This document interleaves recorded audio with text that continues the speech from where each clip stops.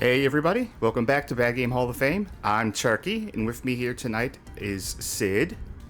Hello. And Cassidy. Hello.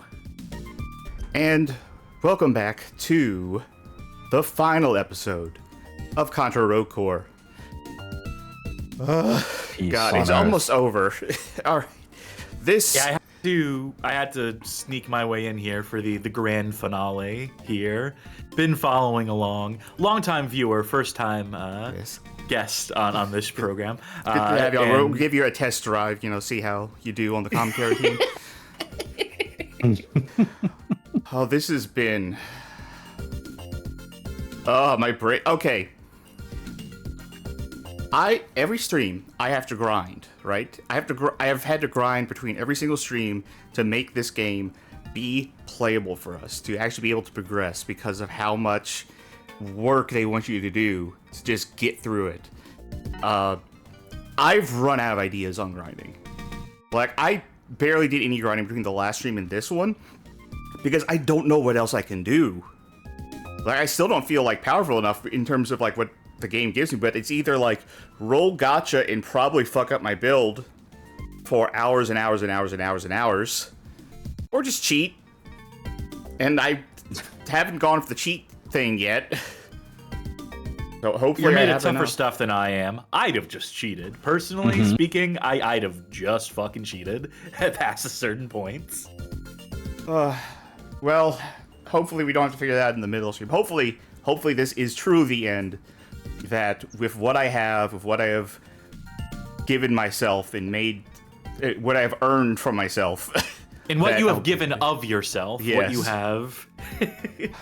But, oh my god, this is hopefully the last time we see Contra Rogue Core. There's no way. This is the last stream. Whether it's the end of Contra Rogue Core or not is irrelevant, but... Yeah, I mean, like I said, hopefully this is the last time we see Contra Rogue Core, but tonight will not be the last time we see a Charkie stream snack. Tonight's stream snack is an oven roasted chicken breast. If I say something like that, then you know that means I ate before the stream and not during the stream. It was I'll be honest, it was but I appreciate it. Thank you, gracious Lord in heaven, for offering this meal before us today. What you really need, Charkie's stream prayer. It's an addendum to Charkie's stream's next segment, where you express your thankfulness. Yeah, we're gonna bring Christian that back. Rogue Core stream. Don't like it? Get out. Well, Don't have to leave. Also, sorry. Well, thank God for Alani New Pink Slush, which is my stream snack drink today. Crack into that right there. And I'll crack open my Monster Energy in unison. Yes, while I go wash my hands real quick because of the soda. Sid, Cass, what are y'all having? Well, amazingly, I opened my can and it didn't spill over my hands. Not sure how I manage this every time, but it's the white Monster can. It's not my favorite, but they don't got ultraviolet. At any of the convenience stores I go to, and they sell out of that like immediately. Oh, and for a stream snack, for a food item, I drank a can of tomato soup shortly before the show. I don't really need to be having struggle meals at this point in my life. I really shouldn't, but sometimes you just got to go back to a classic. Sometimes you got to remember where you came from. So, I mean, how far off are you from Campbell's making energy tomato soup? Oh my god, I'd have to try it. I'd have to try it at least once. I'd have to know Chef Boyardee's energy mix. Like, are you kidding me? Yeah, I feel like at some point I have seen like energy ramen. Like not in person, but I think that's a thing that people make and sell. They make the noodles out of taurine. Is this some kind of ordinary ramen channel, perhaps? No, it was something that got sold in Japan that I don't know if they keep making it. It's definitely not something you can sell over here. I'm sure there's some sort of law. Sid, what are you having? For a snack, I just really quick grabbed out of my just off the shelf farro with mixed vegetables and grilled ground chicken with lemon juice and some Not soy sauce. You know, they're talking The about a real other one. struggle meal. Am I right? It's Yeah. And with a just cracked open a fresh can of a glass of white sangria. Well, Actually, I have finish some off the white wine bottle. here myself. Some Sauvignon Blanc. It was Not a the big cheap wine guy. sangria. Don't let anyone get it twisted. It was the least expensive one. we need to I'm bring a bottom shelf bitch for life. we need to bring like a real foodie in on this show for the stream snack stuff, like someone who's got like a real spread and some real expensive shit just to consistently them? no, just to consistently match with the I got a monster over here. I got some Red Bull. We need someone who is always coming in here with the fancy stuff. Once I finish this master's program, then Yeah. you'll see. Alright. I'm just eating a gold bar tonight. Straight from Fort Knox. Anyway, Oh, I that feel will terrible. that will do it for Charkie Stream Snack. And let's just go right to the main stage. And No get time right like the into present. the game. Alright. God, I'm so ready for this to be over. Let me know when I should be seeing it, by the way. You should be seeing it soon. Yep, there it is. Sure enough. It's so weird being on the other end of this, not being the one doing all the live editing. It's a very strange sensation. Yeah, I was going to ask if you wanted to do it tonight just to be more comfortable, but No, it seemed that would be more trouble than it's worth to have you play this game. You'd have to give me your save file. You'd have to install the game. I mean, also, you could just record my Parsec stream. Yeah, but the quality on that wouldn't be ideal. So let's turn this back on, because this is the game that I listen to podcasts to. How is it for that? I mean, it's functional. This podcast is great, but this fucking game sucks. It's really mean- detracting from my enjoyment Yeah. of this podcast. I mean, at a certain point, all I'm doing is this, right? And then I'm Right. listening to someone, like, describe, like, I don't know, cults or something in the background while I'm shooting these things. oh, Johnny with a very good question in chat. Uh-huh. Now, can you intro this game for anyone who's joining for the first time? What This if is they it. made... What if they tried to make a mobile game out of Contra, and then at some point was like, what if we just put this on consoles instead and took out all the microtransactions? Then it's this. Right. Also, whatever mission we play first, that's the whole game. Yes. So, the updates from last time. Basically, the only thing I got to show... I got two things to show. One is that I have upgraded the size chakram to its max level. So this is as good as it gets now. The other thing is, with my body parts, you'll see, last time I had the, what item was it last time? I think it was this. It was the White Devil that I was using. You notice I don't have that anymore because I wanted to fill out that last slot.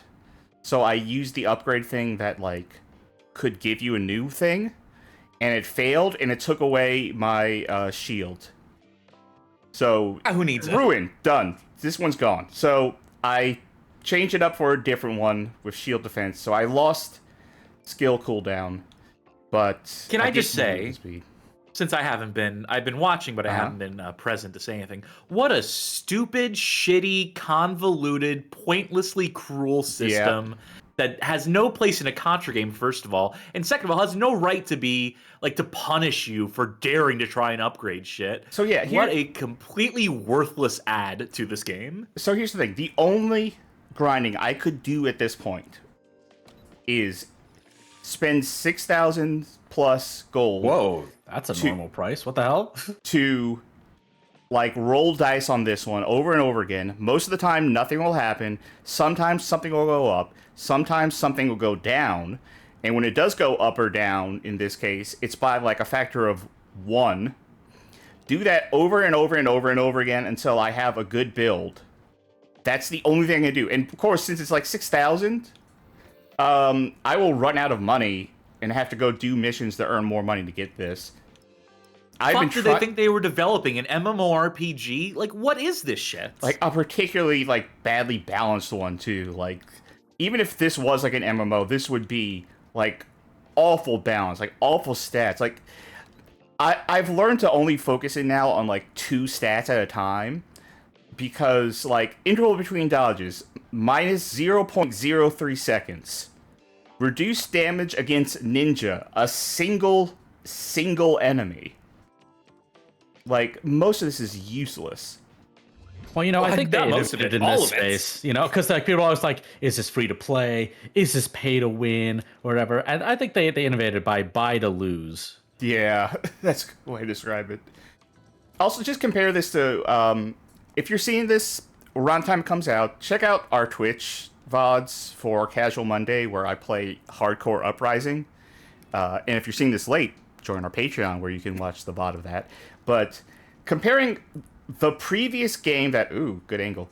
Comparing the previous game that tried to invoke the Contra Hardcore name, that one does have grinding in it, too. It's so much better, and it's not needed. You don't need to grind in that game. There's a separate entire mode where grinding exists so you can overpower yourself. But there is just a completely playable arcade mode, too. And everything about that game is so much better. Now, granted, that game was made by Arc System Works, so they have a bit of an advantage of having a good studio. But god damn, like, what a night and day difference. I'll say this, especially because there was that Arc System Works like stream recently where they showed a bunch of games that weren't new fighting games. But like, a huge chunk of Arc System Works non-fighting game output is massively mid, and sometimes bad. There's not really a lot that's not a fighting game by them that's like really good. Like Hardcore Uprising is kind of exceptional for that. So, but it could have easily been bad. Yeah. Okay. There are these sometimes. developers with some degree of like, you know, savvy and want to like produce good games. Whereas the impression I get from Toy Logic's catalog is that they are, you know, conversion for hire or just like corporate whatever, just like, you know, Foam Stars, you know, being commissioned by Sony to just be their version of Splatoon. Fucking, you know, getting tasked with converting or porting Near Replicant and Dragon Quest. Oh, I have some good news for y'all. This next level here, is in a completely new location on the map. I checked here. We've never done something on that exact coordinate. So, final investigation. Final Damnation Pillar found. A bit more and we can finish the job. Of course, which was well, now it's to destroy the pillars, but for most of the game's plot, it was not. Yeah, it anything. was clear the area. I can just ignore these guys. That's thick as fuck.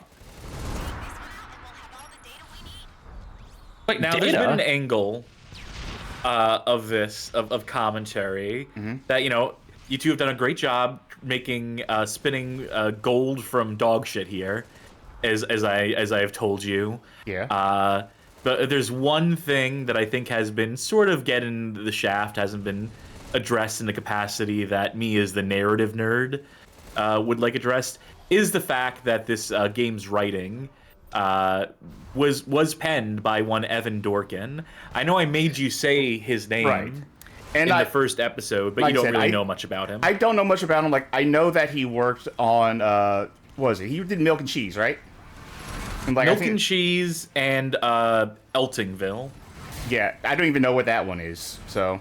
So Eltingville is way bigger than Milk and Cheese was, is way more important. It was the original comic book to hone in on nerd culture and to reference it in a sort of meta way. Oh. It got a pilot for Adult Swim in around like 2002, was not picked up because it was really bad, in my humble opinion. I also don't like Eltingville. I don't like Dorkin's writing as a general rule of thumb, and I understand, and this is, I'm going to come back to Contra on this, but there's just some thoughts I want to put out there, nice and early, is that Eltingville, when it came out, was a really important piece of nerd literature. It was one of the first to like be reflective about where nerd culture was going. You know, the stereotypical image of the nerd and how they, you know, would stereotype women as, you can't be like a female nerd. It's not real. They're all fake. Like, it was making like pretty like cogent criticisms of that. Its real problem is that it came out in the fucking 90s, and therefore is like horrifically dated. Not in like the sense that it's offensive, but in the sense that all of its observations are so fucking trite now that, you know, what has supplanted meta at this point is irony. That irony is the new way that you make cogent, you know, and funny observations about your own scenes, about your own media and whatnot. And, you know, that wasn't the case when he was writing his comic. And so the humor is the thing that is dated. Wow. Now, a guy like Evan Dorkin, who gets a gig like this, he is not typically just corporate chill guy doing contract work. He was sought out for this project because of his indie comic creds. Because, presumably, because all of his work has been, you know, meta in some sort of way, has been reflexive, has been self-analytical, looked inwards in some capacity. And then he writes this fucking game. And I have to wonder if the writing and all the excessive cursing and how stupid the plot is and all the things that you have rightfully complained about, I wonder how much of this was lost in translation. I think there's a valid case to be made here. Not that the original writing was like particularly great, was particularly like, you know, awesome or, you know, really funny in the way it was intended, but you have to wonder if it was meant to be like a parody of the typical action game plot, if it was a send-up of stuff like Commando and those kinds of heroes, if it was meant to be ironic in its own way, in the way that Dorkin is known for, and then Toy Logic or Konami et al. Just did not get the memo on that and played it too straight. Or played the comedy in the wrong way. This, I mean, the way that it's written now, at least what I've picked up, because as I've said before, the cutscenes in this game are my bathroom breaks. So I actually have not... I'm fairly barely aware of what's going on in the story. But in terms of like how things are written, in terms of how people are talking to each other at the very least, how dialogue plays out, it does feel very cliche, like very standard. Yeah. Like it doesn't feel particularly like ironic or meta or anything to me. It just feels like, yeah, this is just kind of how a lot of these irreverent, you know, curse a lot, cool guy, funny action things. Yeah, are there's some kind of Suicide Squad. Yeah. Yeah. Yeah, no, I'd be inclined, you know, the most generous, gracious thing I could say is that whatever vision Evan and his writing partner and wife may have had was somehow neutered or otherwise not understood by the people making the game. Yeah, and was translated and interpreted in such a way as to leave it being every cliche that it maybe sought to make fun of and poke fun at. Right. I feel like because of how they sort of threw, like, you know, hey, if someone who's worked on previous Contra games, a big name, is like saying this one's the next Contra, I kind of feel like it's in line with that because they're just kind of throwing a name out. Like the whole Colin Trevorrow directing Jurassic World thing where it's like, yeah, this guy made a small thing that people like, so we're going to make him do a blockbuster where he has pretty much no creative input. We call that the Indie Darling Sweepstakes in Hollywood. Yeah. Mm-hmm. And yeah, I feel like it's just kind of the same thing here. It's like, well, what's a name? 'Cause we don't really care about anything else, but if we can make it seem like we care, then that'll be hot. That'll get people talking. Which is weird because like, it's such a high effort to get for... I don't know what. I guess they did try to get writers from other fields for a lot of 7th gen games, but I mean, yeah, James Gunn writing Lollipop Chainsaw, for example. Yeah. Which, believe it or not, much better job done in that game. Yeah. But it's almost like James Gunn is a guy with, like, you know, some actual, like, genuine talent and passion for the thing. Yeah. Whereas, you know, even if I agree that Dorkin is, you know, a talented illustrator and, you know, his writing was, you know, prescient at a moment in time, I don't think he gives a fuck about video games.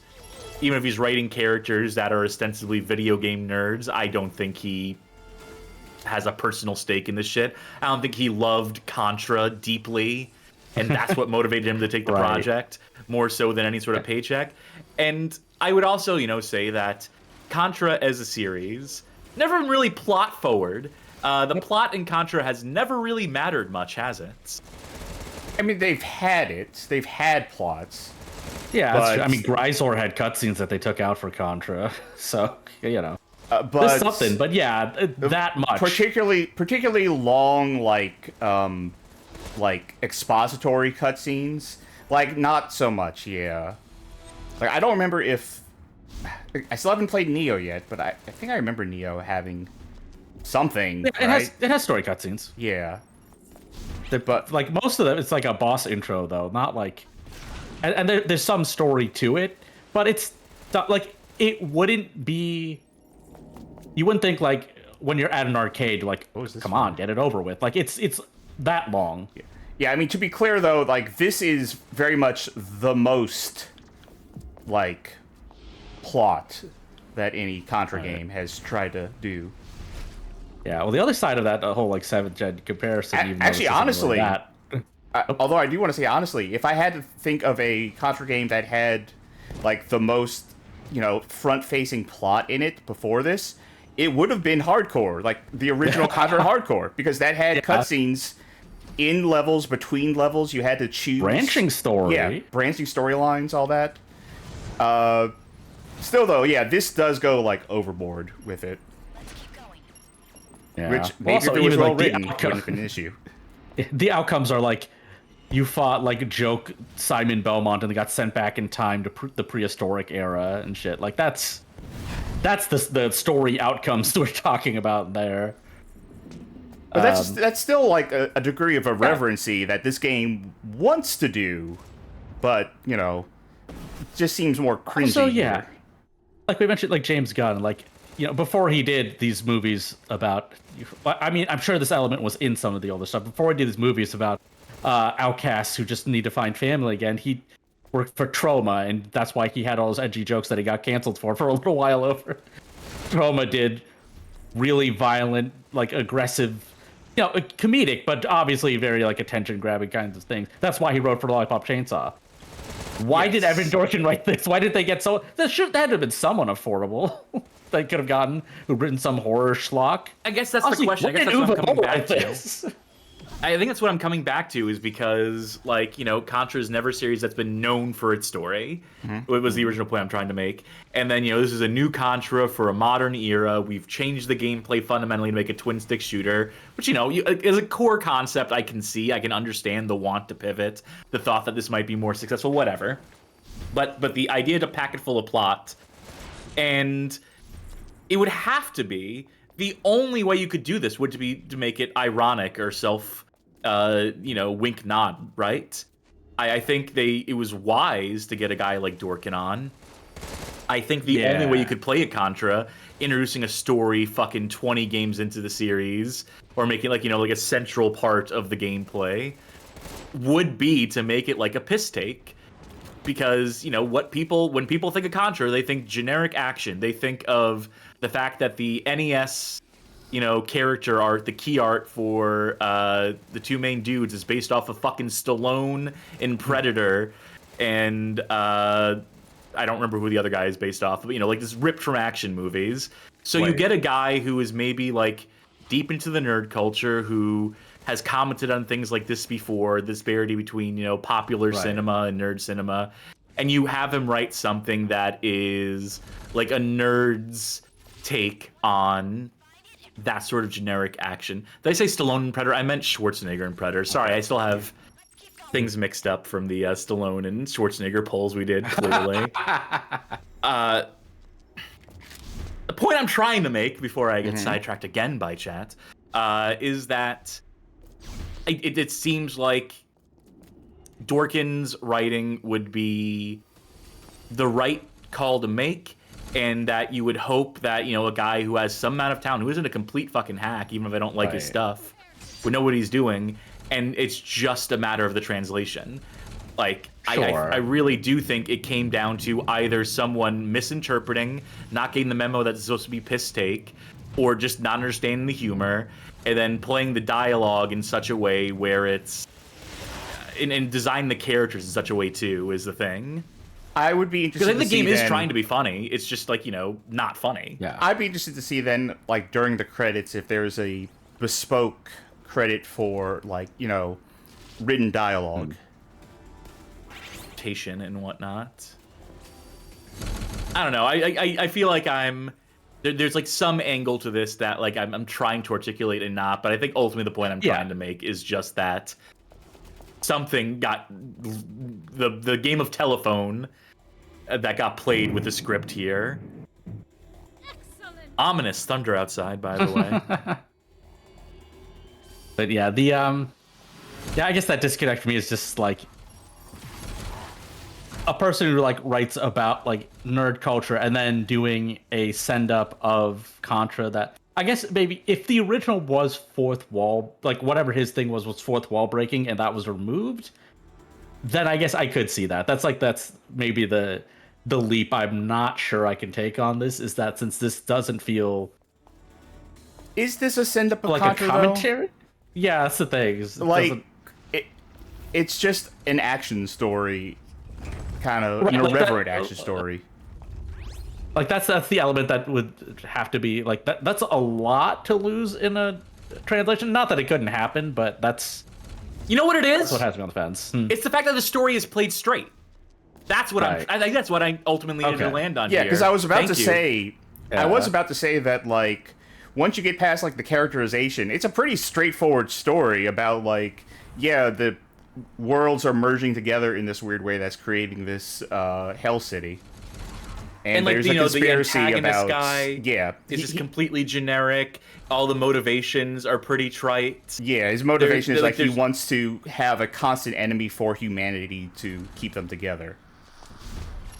And it's just like you put that at odds with the guy ripped out of Skibbity Toilet who's constantly dancing, and the fact that, oh my god, you can play as a panda bear?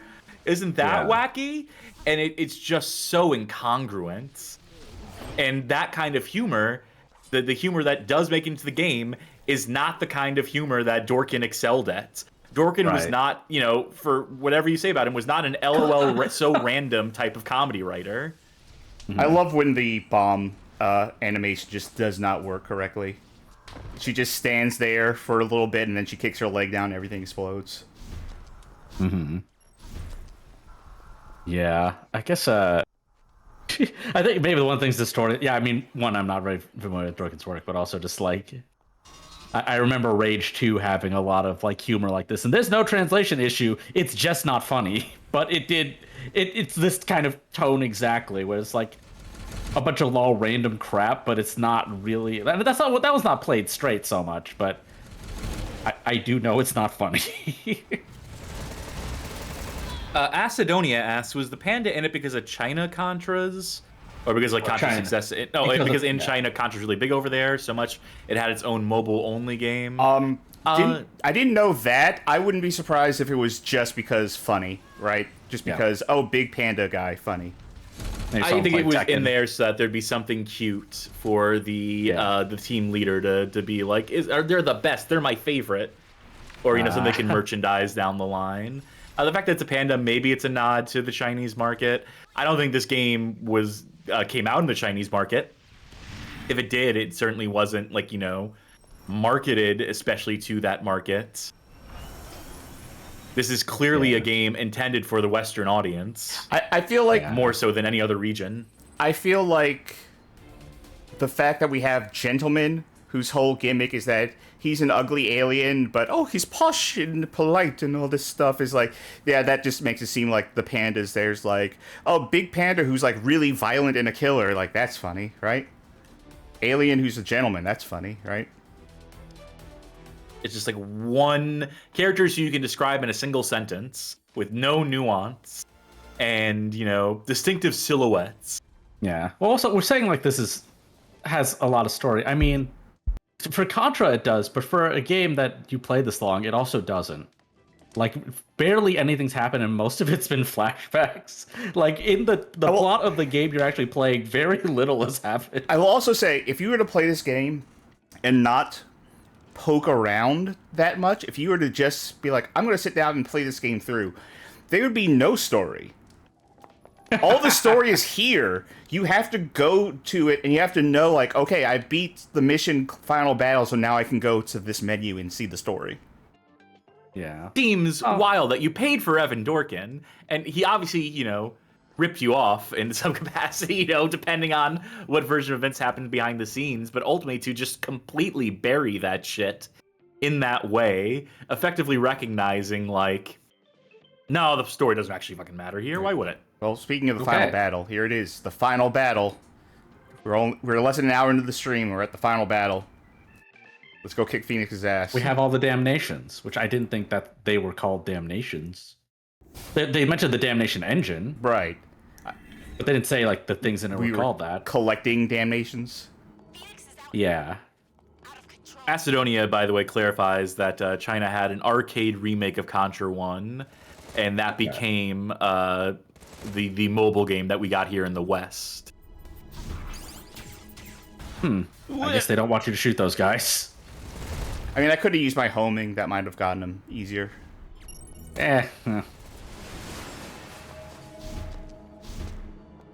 Like, I know Konami, like, if I can get, like, this in the weeds just for, like, a minute. Like, I know Konami has interests in China, for sure. There's stuff they put out specifically for that market, that is targeted for that market, that is made to pop that market. Or, you know, they'll do, like, the occasional localization. You know, obviously they have not been...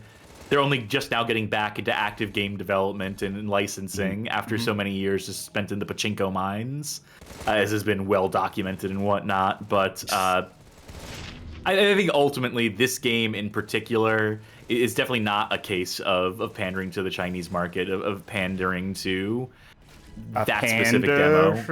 Yes. Just because, like, this is so, like, you know, if that were the case, the writing would be completely different. Right. There would be, like, a very distinctive Chinese version of this game made, if anything. Also, wouldn't that giant boss that's kind of a reference to the older giant skeleton boss not be a skeleton at all then? Yeah, I guess they could change it for the per region version, but I don't think they have enough money to be doing that. So, okay, I did notice at the start of this mission that our handler said something about Phoenix merged with the Mega Fiend. Yeah, is that what happened in the last Who gives a cutscene? fuck, right? He didn't. He got killed by it. He got killed by it. You know, he totally did. I guess he did get absorbed or killed by it. Right. Okay, the way she phrased it, granted, I didn't see the cutscene at all. I probably could have watched it before the stream, but I forgot. But that sounded like a he did this on purpose kind of thing, which I was checking. Honestly, also, you know what? For the viewers, let's try this. What's the plot of this game? Do not ask me. I don't know. Okay. Like I said, I have not been watching the cutscenes. We are asking the audience. We are polling the audience. Oh, you're polling the audience? Right. Okay. Well, you know what? Like, people in the audience start trying. You know what? Okay, I'll try. So, General Phoenix was planning to kill the president, I think because he was aware that the damned city was going to emerge. And so the president would immediately want to destroy it.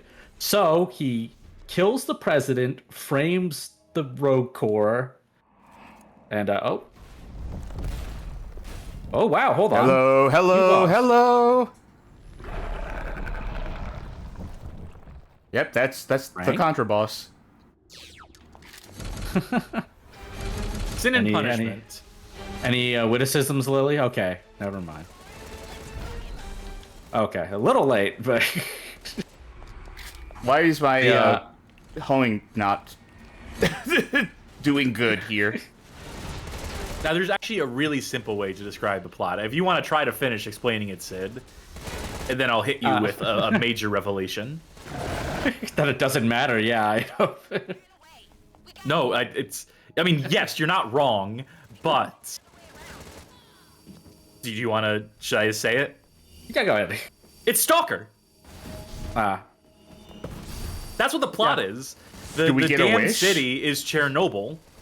It is the after the events of the Alien Wars, Contra 3, play it, that there are literally like artifacts that like produce energy and power and have weird effects, and people who go into it who try to like, exploit it get psychic damage, except for a select like, number of people, of unique individuals that are somehow immune to it. Okay, I will counter that with two things. One, kind of the basic thing of Stalker is that you get to the center and you get a wish. That's why people are going in there. There's no gold at the end of the rainbow in this one. And two, they did specifically explain that, hey, like, a weapon broke time in half. Like, it sent off, like, a different timeline where the alien... we killed the aliens, when we got rid of the aliens, then we accidentally sent them to a different timeline. And the timeline of that and the timeline of this is merging. And that's where the damn city comes from. Yes, but still, and to be clear about Stalker, yes, the Wish Granter is a major element of Shadow of Chernobyl and all the successive games. Yeah. But there's also people who are just artifact hunters. There's an entire economy of people who go into the zone to bring artifacts or to do tourism through the zone. And that's where they're clearly positioning the damn city to be, is just something that is like a curio, a unique thing in the world that different governments and corporations have an interest in, that they all have their unique reasons they want to exploit it. And the artifacts are absolutely like an aspect of this game. Well, what an aspect they don't explore, like properly contextualize or address or bring up. But like, the fact that the Jaegers are like, they're bounty hunters, they're mercenaries, they're going in there because they're the only group, one of the only groups that can go into the damn city and survive. Shoot his head and his ass, by the way.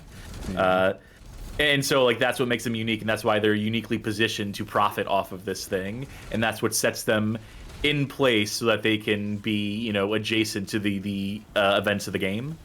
Well, I mean, the plot... Yeah, so you say that, but also, I mean, a crucial difference in Stalker is I don't know how many artifacts increase how many centimeters you can run per second. And this does. I'd give it up also if I could move 0.001 centimeters per second faster than I do now. I mean, I'd let my head explode. Yeah. The plot also has a lot of stuff about framing and double crossing and conspiracy and who framed who kind of stuff. Well, I mean, we know who framed who, but... So like, that's another thing about the plot that I'm going to contest here then, is that it feels like two different plots.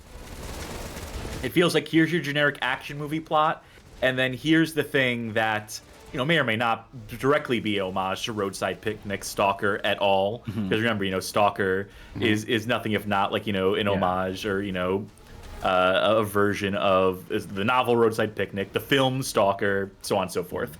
So that leads me to wonder, maybe the world building shit is the stuff that Evan Dorkin worked on and just made... And then the dialogue came in at a cool second, or he was told to graph some action movie shit in there. I don't know.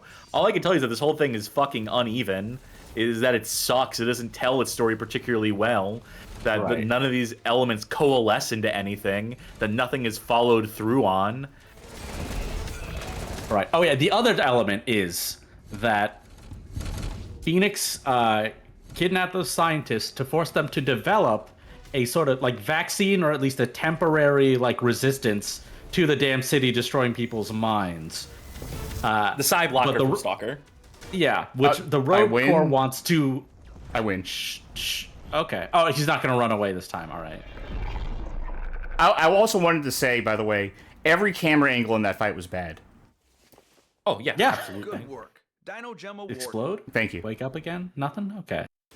Why didn't it explode? What the fuck? This is Contra. God damn it. I mean, not really, but also, like... How did they get this so right? It's not the final mission. What if that was the final mission? What if that's just how it ends? Oh, that'd be so funny. That'd be so primo. New mission rank unlocked. New V-log unlocked. Oh, look at all that level up I got for that weapon. Chimera. Let's look at the Chimera skeleton and the Chimera organs before we see that last cutscene. Right. Okay, yeah, but they don't want them to cure the damn city like mine destruction thing, because they want the city to be nuked. Doesn't make any sense. And for some reason, that part of the plot just like falls off a cliff. Doesn't make any sense, because even if more people could come in here, that doesn't preclude them from nuking the city. You know, It's like, yeah, the General Phoenix doesn't want to do it, but that your goal is to kill him. That's it. Maybe they should have hired like a comic book writer who understands like concepts of continuity and and how to like have multiple plot threads running at the same time. Oh, they did. Oh.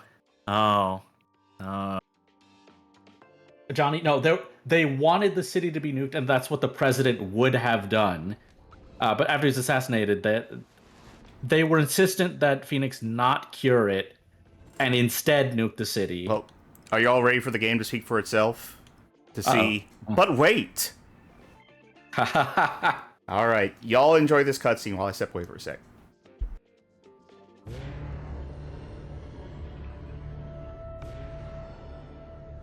How's it going, Doc? It's done. All done. Ready to blow this tower to who gives a fuck and kill the city? Kill the city? Oh, no, I will do no such thing. This city, this beautiful city must live and grow. Oh, like expanding the zone. Sorry, I'll shut up now. For the entire planet, and the damned city becomes the damned Earth. Yeah, Banks' serum wasn't as permanent as he thought it was. Doctor, perhaps you would like to step back from the engine and join me for a spot of tea? Why not? I'm done installing the engine. It will blow the interdimensional gate wide open!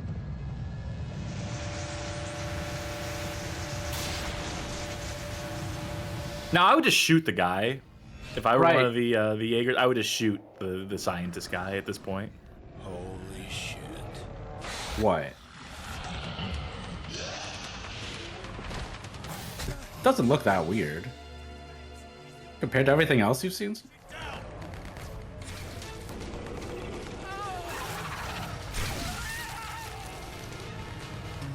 Oh, those rogue cores. They're so fucking useless.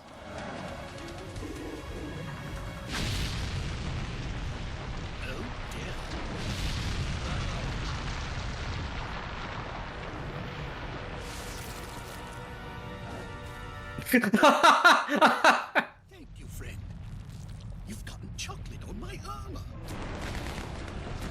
Again with that joke? Also, he was a guy. Why would he do that? He has the brain of a man.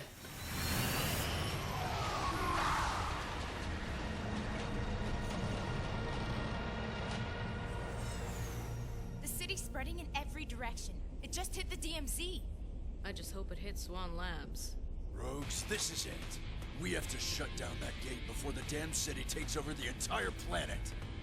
Gear up.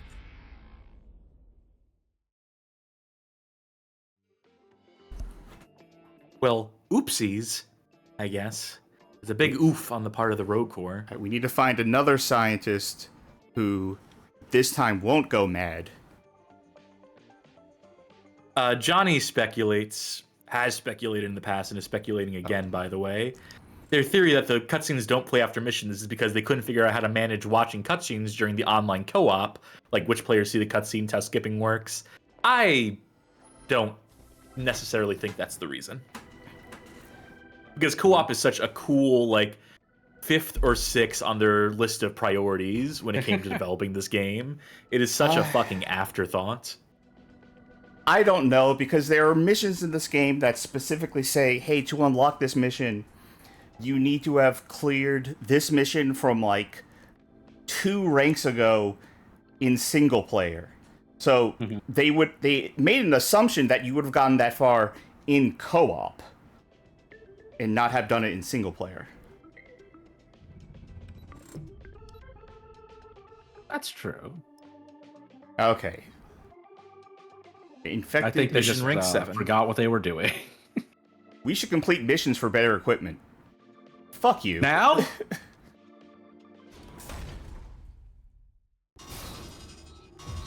A wretched piece of shit. Not a time. Oh god. I went to go take a drink of water. I didn't expect like the mission to start with better run. We should find some equipment, and I know just where to start looking. Let's find MODOK. And oh no. Wait, let me take a drink first. See, that was a comic book reference. The likes of which, an Evan Dorkin type character might make. All right. Mental organism designed only for Contra, yeah. Now, future me, this is where I'm going to put the timestamp for this level. Infected inspection.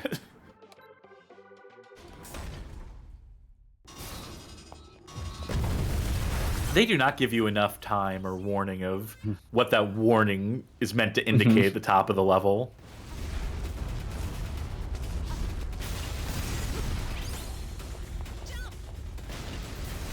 Is this song new? Jump, jump, slide, slide.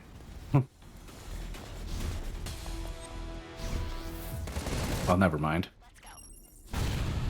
Actually, after this level, I'm going to check the expeditions or exploration missions. I never remember what to call them.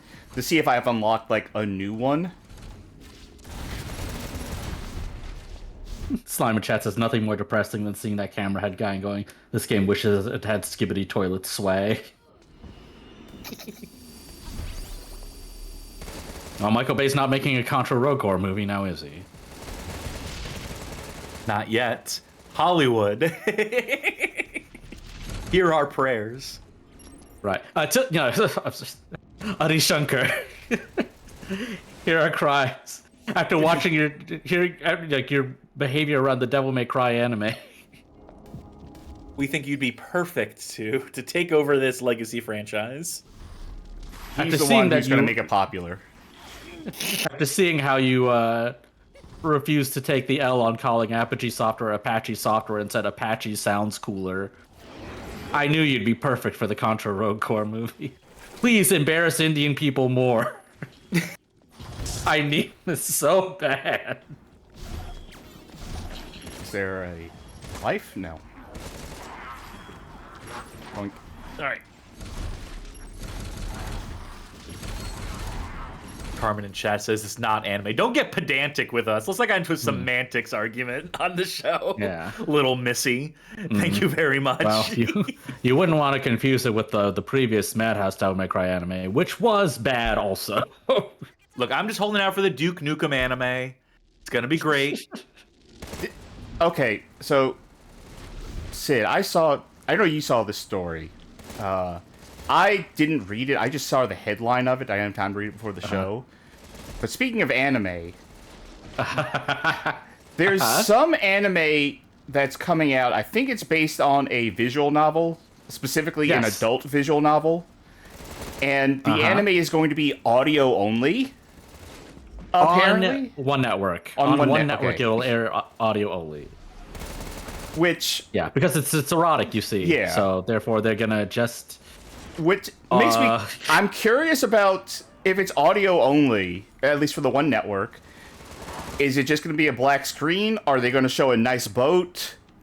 What is going to happen? That's how you know we're old internet, by the way. Nice boat references in 2025. What time machine did we step out of?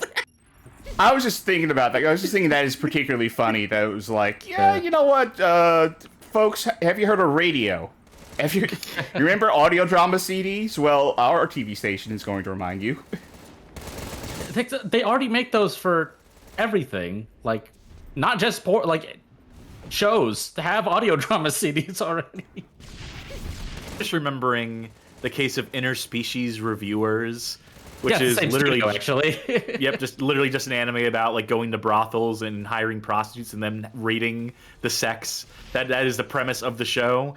And then like who licensed it to air it, and then realized 2 episodes in, oh wait, this anime is like is sex?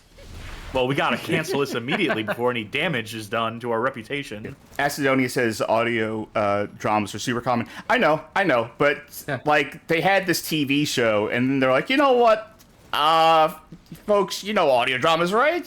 Let me give you a taste of that. We'll just take all the video out of this one. Yeah. Well, if it's anything like Interspecies Reviewers, then it'll be too porny to not really be that funny, but also they'll do too many jokes for it to be like something you can actually jack off to. I watched that. I'm like, these people are bad at both of these things actually, but somehow they got all the money to do it. So the thing that really struck me with this, right, is okay, the fact that they're not going to air visuals but air audio means that they still want to show it to some extent. Like, they're still like, well, this is They want to worth... build intrigue for it Yeah. so they can, bolster DVD, Blu-ray sales down the line. But- I think people in the chat are misinterpreting what's happening here. It's not that the show isn't animated. It is that it is an animated show, but the one of the networks that is airing it is choosing to only broadcast the audio element of it while omitting the visual element of it. Right, but that network I don't think owns like the right. It's like showing on other services with the visuals. Yeah. That aren't that like so they're the people who are specializing in the most cut down version. Like, that's why people are so mystified. It's like, you're not gonna make more money off of this. You're like, you're not the only source for this. And also, in my mind, when I think about this, I feel like an audio-only version might be more salacious if you can only hear what's happening. If you can imagine the sex they're having based on the Depending on the audio, but yeah, if the action's bad enough that it would take you out of it.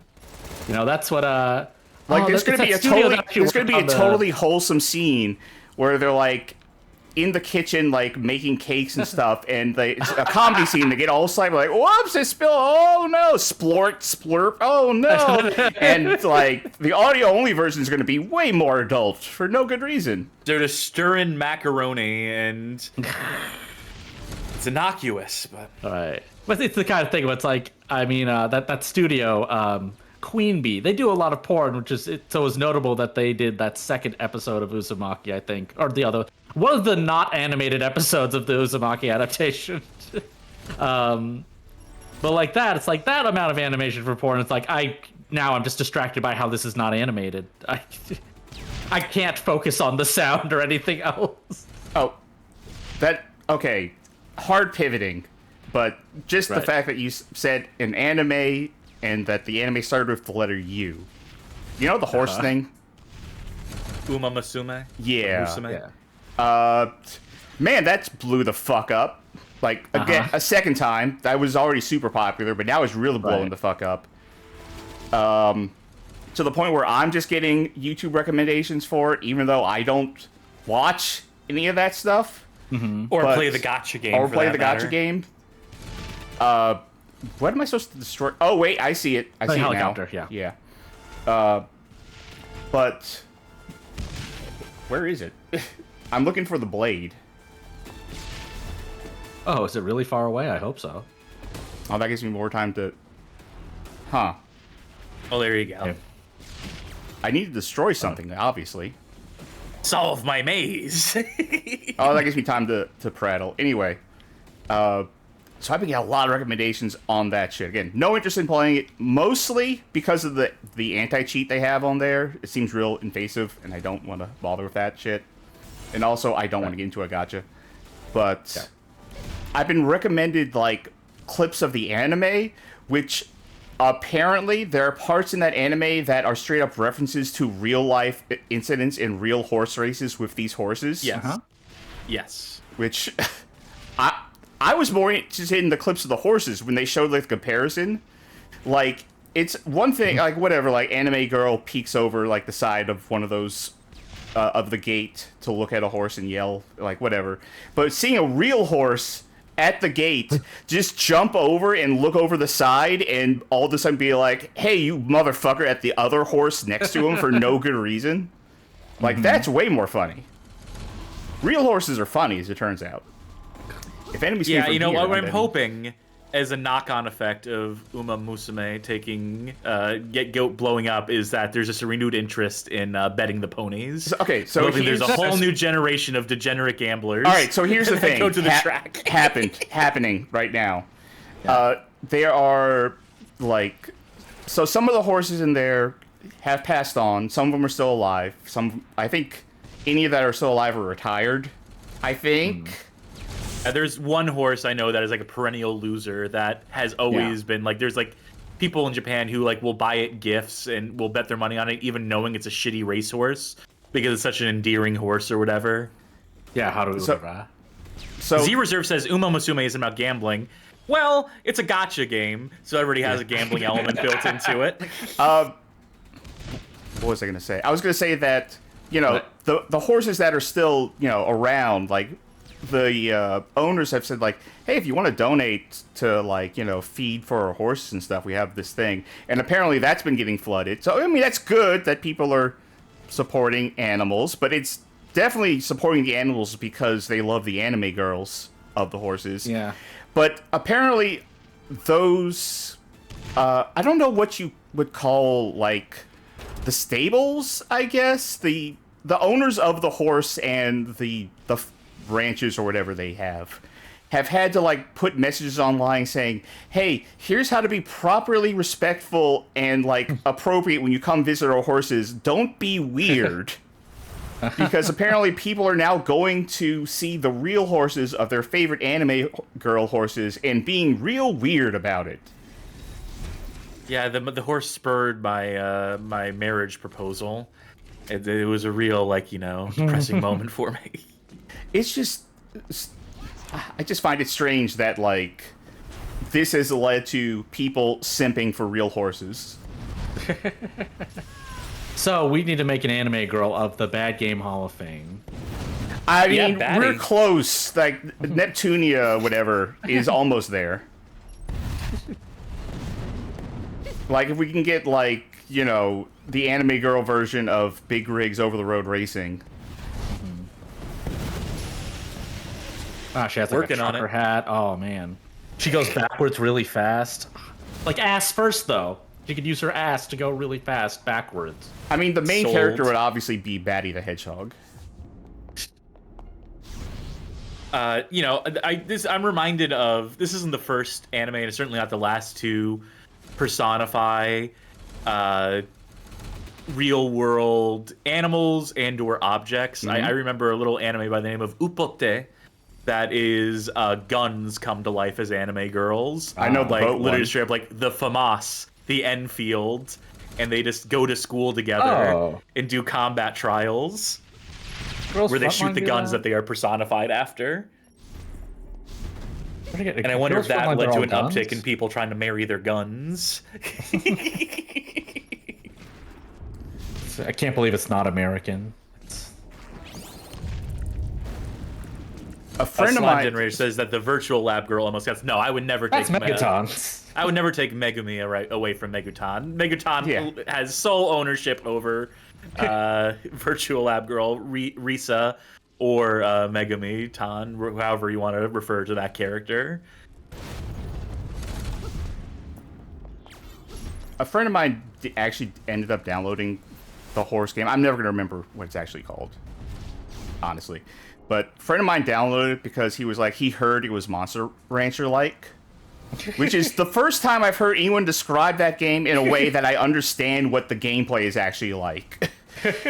But he said he downloaded it, and he said, oh yeah, this is really like Monster Rancher, I might like this. And then later that night he said, well, I uninstalled it. Because it was so gacha. I was like, yeah. And this is a guy who does play gacha games. He was like, no, this one's too much. Oh, actually, I think he was out of it. Now that I think about it, I think his actual reason for being out of it was not because it was just gacha. Now that I think about it, I think there was too much, like, being involved in, like, the lives of the characters and, like, having to care about their stories, and he just didn't.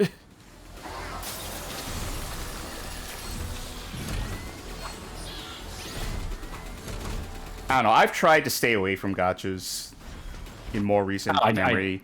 Like, I used to be into a number of them, and it's not good for you as far as I'm concerned. It's not good for me, the at long least. progression, like, reminded you of Contra Rogue Core, and you're like, I just can't stand this anymore. Yeah, if I'm gonna burn money on a video game, on digital trinkets, it's going to be poker chips in the poker game I play on my phone. Thank you very much. Which poker chip are you gonna marry? Definitely the blue chip. Well, I wanted to marry this one girl, but she was straight. And you know, I felt pretty flushed after that. Actually, speaking of games with microtransactions and shit, did you hear about what's coming to Fortnite? No. They're adding fantastic foreskins. Yeah, they're adding some that makes fantastic sense. foreskins. The movie. Just the best foreskins, the fantastic foreskins.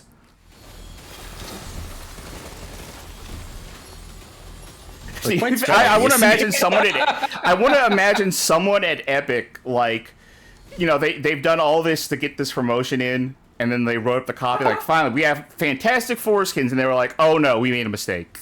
That was the moment they realized, uh-oh. I've made a continuous lapse in judgment. Say that again. Very good. Very good. Though I'm sorry if you actually watched the entirety of the movie Fantastic like I did. It's a very bad film.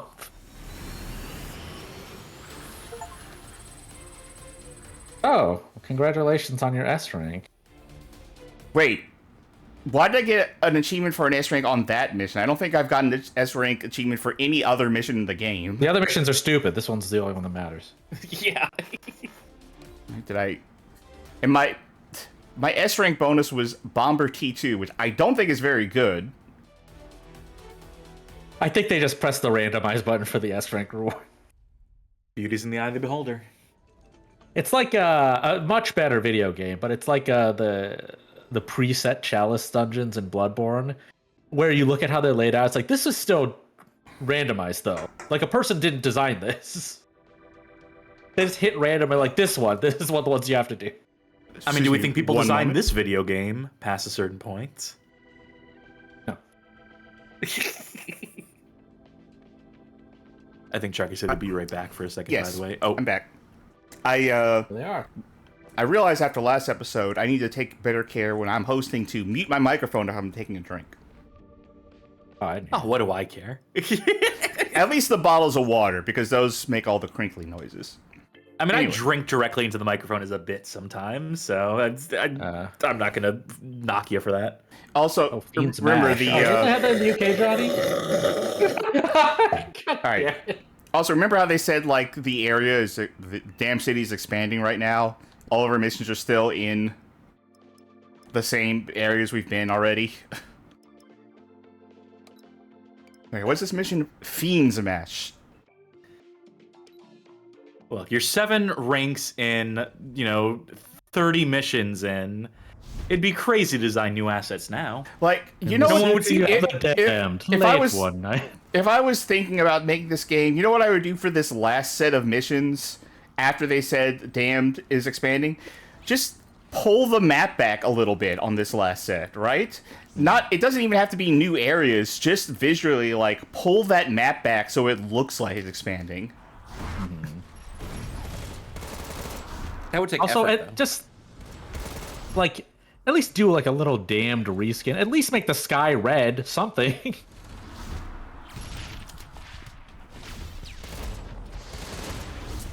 game. Fuck. Something have What a health dire please. piece of shit. Uh-oh. Slime Generator says the FOV actually did expand, but only by 0.03%. Oh, yeah. Hell of a buff. Actually, after this mission, the map's gonna get smaller. Yeah, we rolled and we came up short on it, so... I feel like last stream when this song first started playing a lot, I'm like, this isn't that good, but it didn't play that often, and I have been made to suffer for it ever since. It has played in almost every single mission, and it sucks. This song fucking sucks.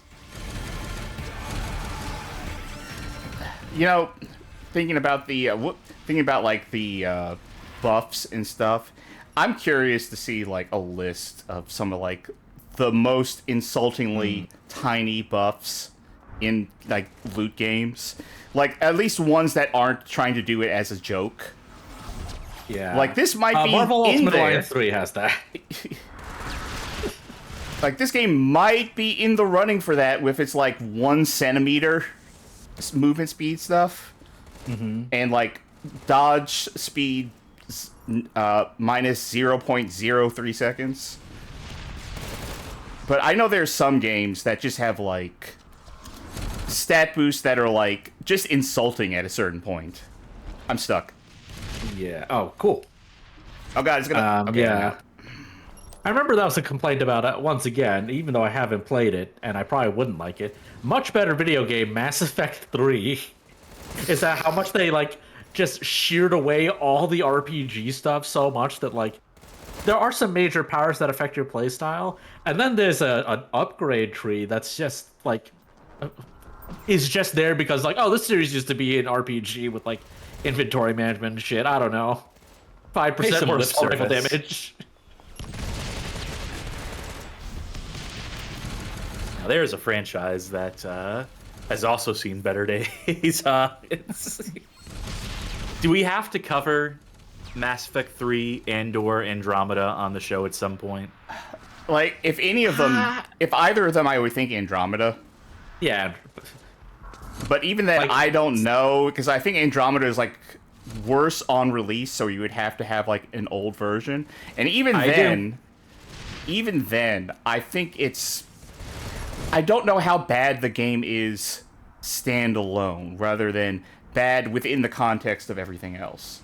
Like, you can do, like, I think we can do, rather, a game that is bad in the context of its series and make it work, but I don't know how apparently bad Andromeda actually is. Andromeda on launch, between its dialogue being really bad, like sub-Dragon Age 2 levels of character writing, between how glitch-laden it was, like, you know, going out of bounds, cutscenes straight up breaking, there's legitimate, like, you know, the facial animations being what they were, a lot of stuff that has been fixed in updates, granted, even though I don't think they can fix the character writing and performances, but I think they fixed, like, a lot of the bug stuff. But I do happen to have the initial release version of Andromeda, as well as the initial release version of games like No Man's Sky and Raven's Cry before it got redubbed, rechristened as Vendetta Curse of Raven's Cry. Raven's Cry, unpatched, good.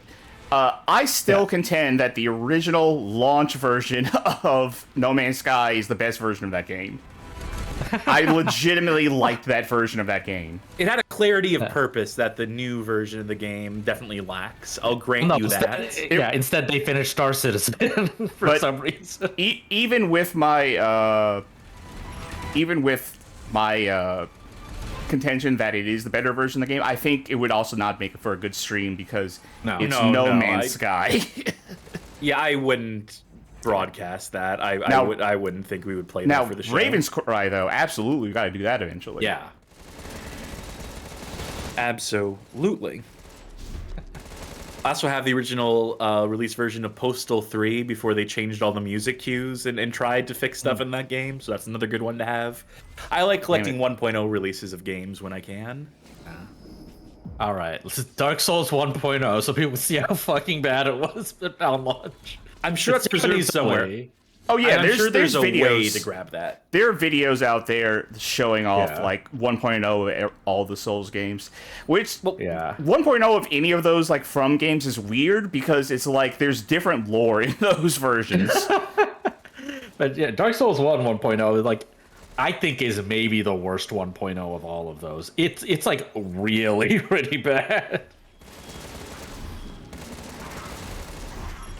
Johnny referencing, oh hell yeah, Postal 3 when it had weird dance remixes of emo songs they didn't actually get the license rights to. Look, I think they were, Akella was just operating under the philosophy of let it roll off your back and let it slip off your tongue. That's a reference to one of the songs they stole and remixed for that video game product on release.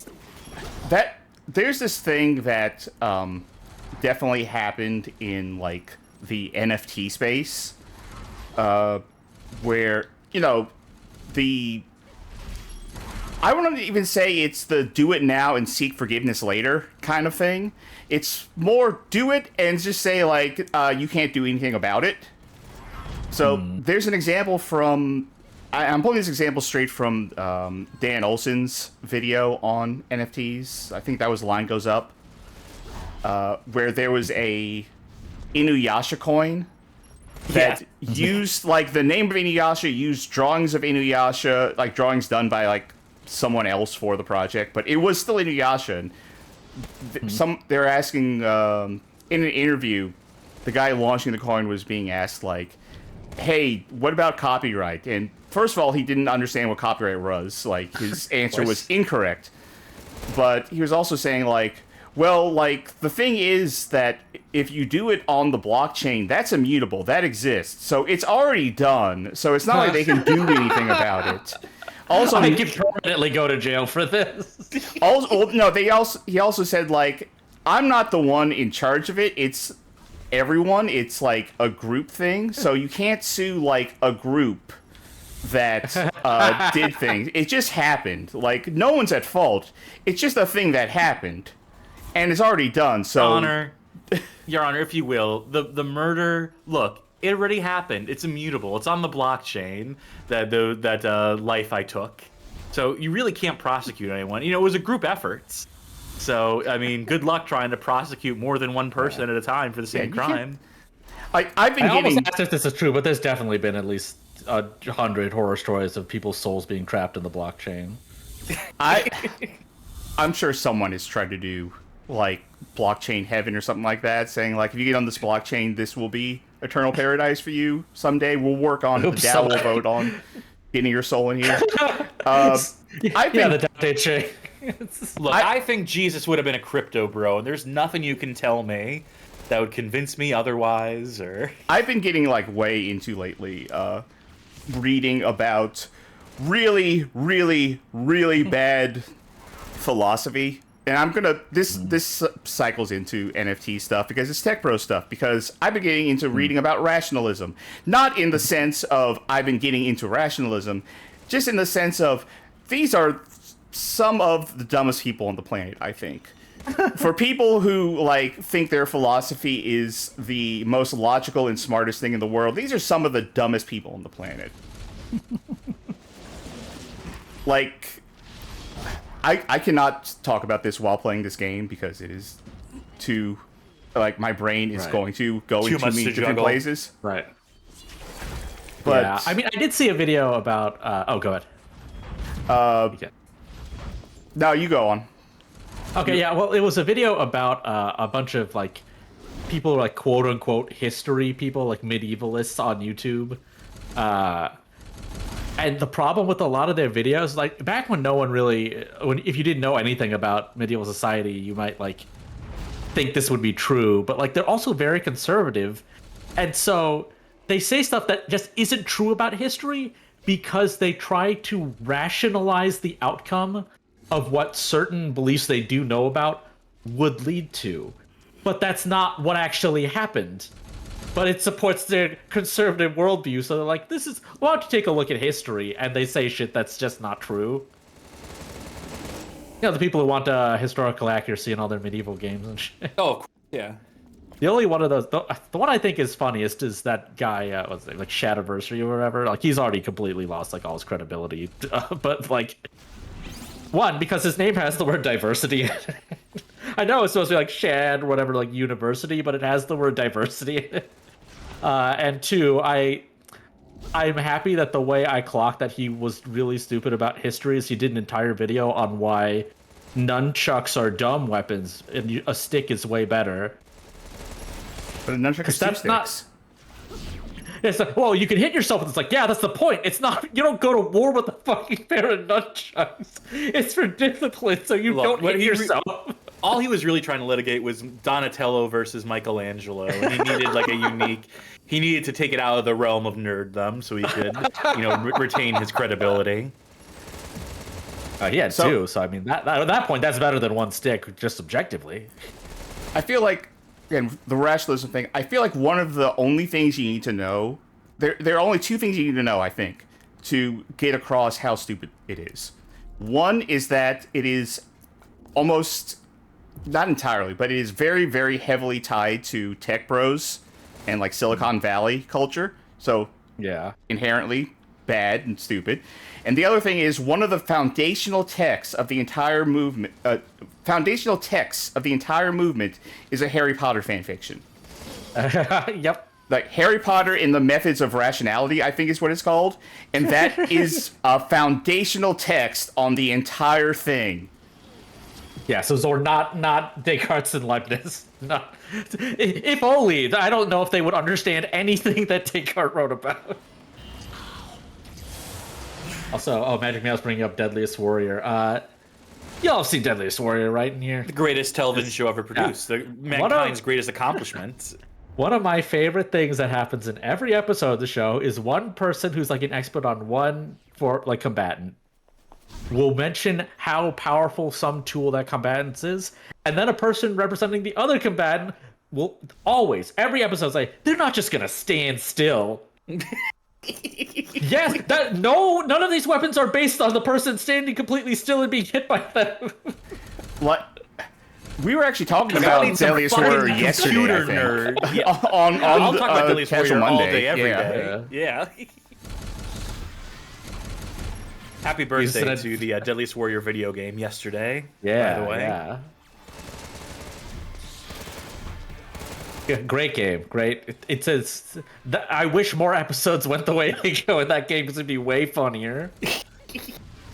You know, that game was actually one of the top-selling games across XBLA and PSN. Yeah, bros in college fucking love Deadliest Warrior, but not the same way that like we do. Not to be like, oh, it's so intellectual or something, but no, like that show's really fucking funny. But I knew so many guys in college who took it so seriously, like their lives were on the line or something. Look, the outcome to the Pirates versus Ninjas episode, I have a lot of money riding on this, okay? Yeah. My Deadliest Warrior betting group. The Ninja versus Gladiator one was great, because the point where the ninja breaks the glass dust like into the Gladiator's eyes, which should blind him permanently, but just doesn't do anything for no reason, because they wanted the Gladiator to win the episode. Well, the computer said that it wouldn't do anything. Right, yeah. Going blind would not affect a Gladiator, because they Max Geiger, I believe his name was. Yes. And then they replaced him in Season 3 with some lesser computer nerd. I guess the Green Beret who threatened him finally got to him between seasons there. Damn shame. Damn spirit. I need to change how I'm sitting. My legs have completely fallen asleep. Yeah. Johnny in chat says, this reminds me of every time a Viking burial of a female warrior is found. Historians take massive leaps of logic to argue that actually the lady wasn't a warrior, even though she's buried in a way that only warriors were. And the reason is, well, before we found female Viking warriors, we established they didn't exist. Makes sense to me. Gotta sell some shit. Black Vikings? How could it be? Anytime I think of Vikings now... Anytime I think of Vikings now, I just think of that one guy like on TikTok who is like does the Viking music thing, and him sitting in his car going, DK, Donkey Kong, Donkey Kong is here. Yeah. Okay. So Roko, who would win the Deadliest Warrior? It's the panda. He's the only one in cutscenes who seems to successfully kill lots of guys. You know, that's true. I think you're right. I think it's a pretty open and shut case there. I think I could... Can I use this? Let me see. Let me sell off this shit. Make the fucking money. Gen booster. I think I have something I can do with that. Yo, upgrade? Plus 15 damage? Something seems off about these... Wait a minute. No, equip cost, that's...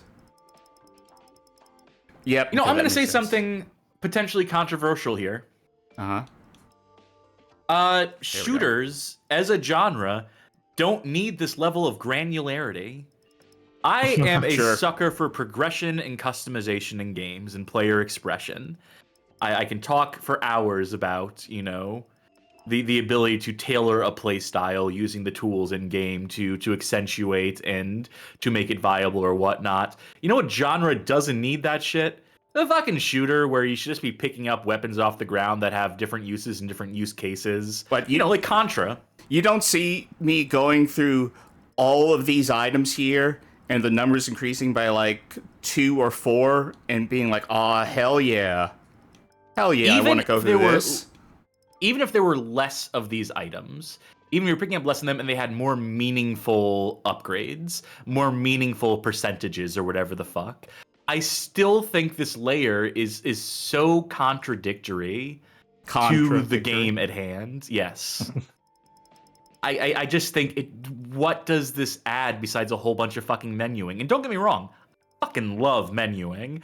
I'll go into a menu all fucking day long. I'll reorganize my inventory 6, 7, 8 times before I play like a 5-minute mission and then spend another fucking hour, analyzing every item I picked up in the course of it and weighing it and reorganizing all my backpacks in an RPG or whatever the fuck. But in a game that is ostensibly about jumping in and getting into the action, menuing is maybe a little incongruous with that goal. It is maybe a little antithetical to what should be just something you can pick up and fucking play. The twin stick shooter, it's about just like immediacy and accuracy of controlled shooting. It is about your ability to move and shoot. And ultimately, you should be able to do that without having to go through 20 different fucking menus and boost stats. You should just have a core stat that is effective enough, and you scale the enemies over the course of the game by making them more powerful, but not too powerful to where you need to fucking grind or whatever, but ultimately just like your skill is the thing that you grind. What you grind, what you work on is your ability to play the game and to avoid damage. Like, that's a pretty satisfactory gameplay loop. It was good enough to keep the genre going for fucking 40 years before they decided to reinvent the wheel here. Sure, Cass, but what you're describing here sounds like it requires encounter design, which we don't have time for that. That's true. That would take a lot of work. I don't have the budget. I just want to see everyone dance. I just realized that. They're doing the flash dance. Flash dance. Yeah. I'm not gonna dance. That's gay. Driller killer. Thrill Kill playthrough coming soon to the Bad Game Hall of Fame. And then, gentlemen. You should do like a waltz. That's not a dance. That's a balancing act. That's why did the animal do that? Let's see. Did that give you any joy, Charkie? Did that give you It gave me a moment of respite. Let's see. Infection prevention. Maybe Evan Dorkin wrote that little bit of rhyme scheme there. Maybe that was his contribution. I'm still trying to find it. All right. Destroy the target object. Spot of combat, my friend. There's a fire hydrant here somewhere, and we have to destroy it. I hope the second to last mission is just like pizza delivery. Also, yeah, I mean, I'm kind of a mark for gun customization, but like, not like this. Something like the parts system in Resident Evil Revelations, I thought was like, okay, the gun works like this on a basic level, which you can feel in a tactile sense when you use the weapon. And it has a capacity for parts, and then you can choose to do what you want, like with the parts capacity. I hated the upgrade system in Revelation. I thought it was tacked on there too, and I thought it was really poorly presented. The best weapon customization system is any of the ones where when you add a part, it like visually shows up on your weapon.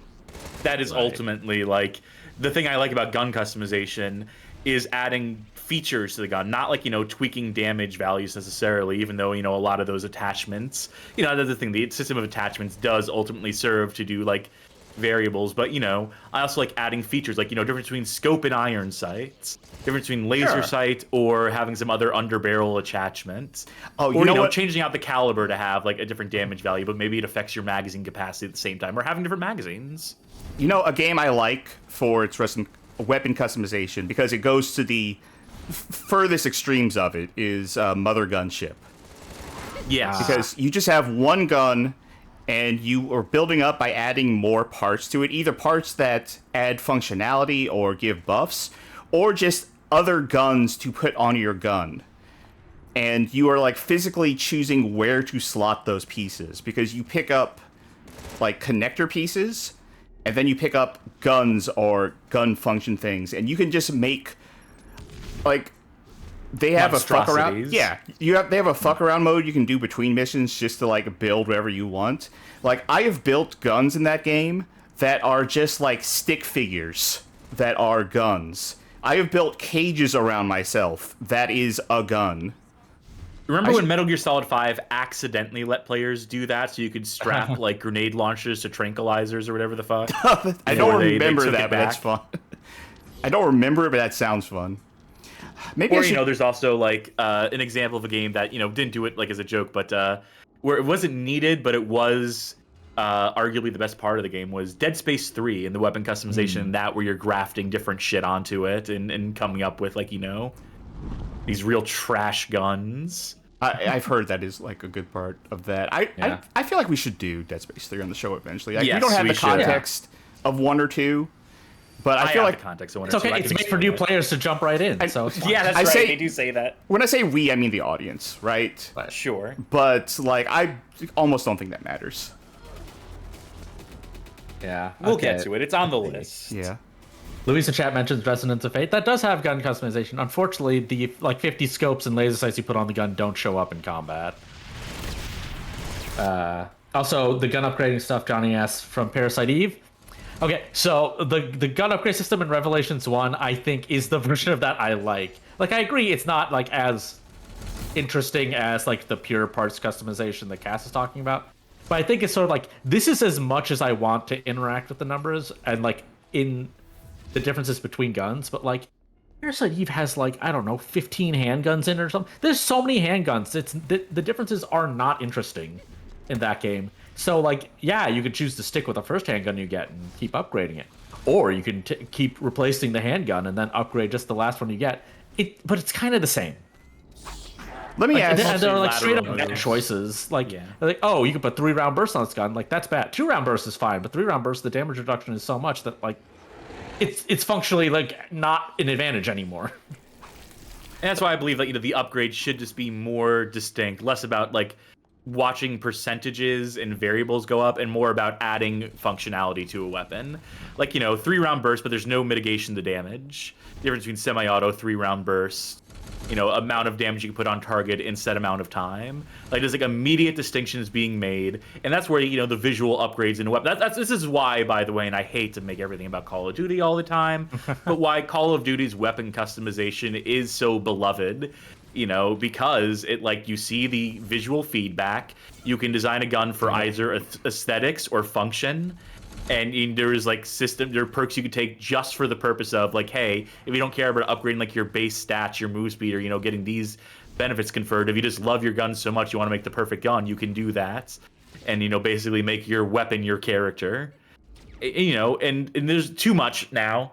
There is a lot of attachment bloat in modern Call of Duty that doesn't need to be there. I do kind of prefer the simplicity of a Modern Warfare 1 or 2, which I mean the original Modern Warfare's 1 and 2.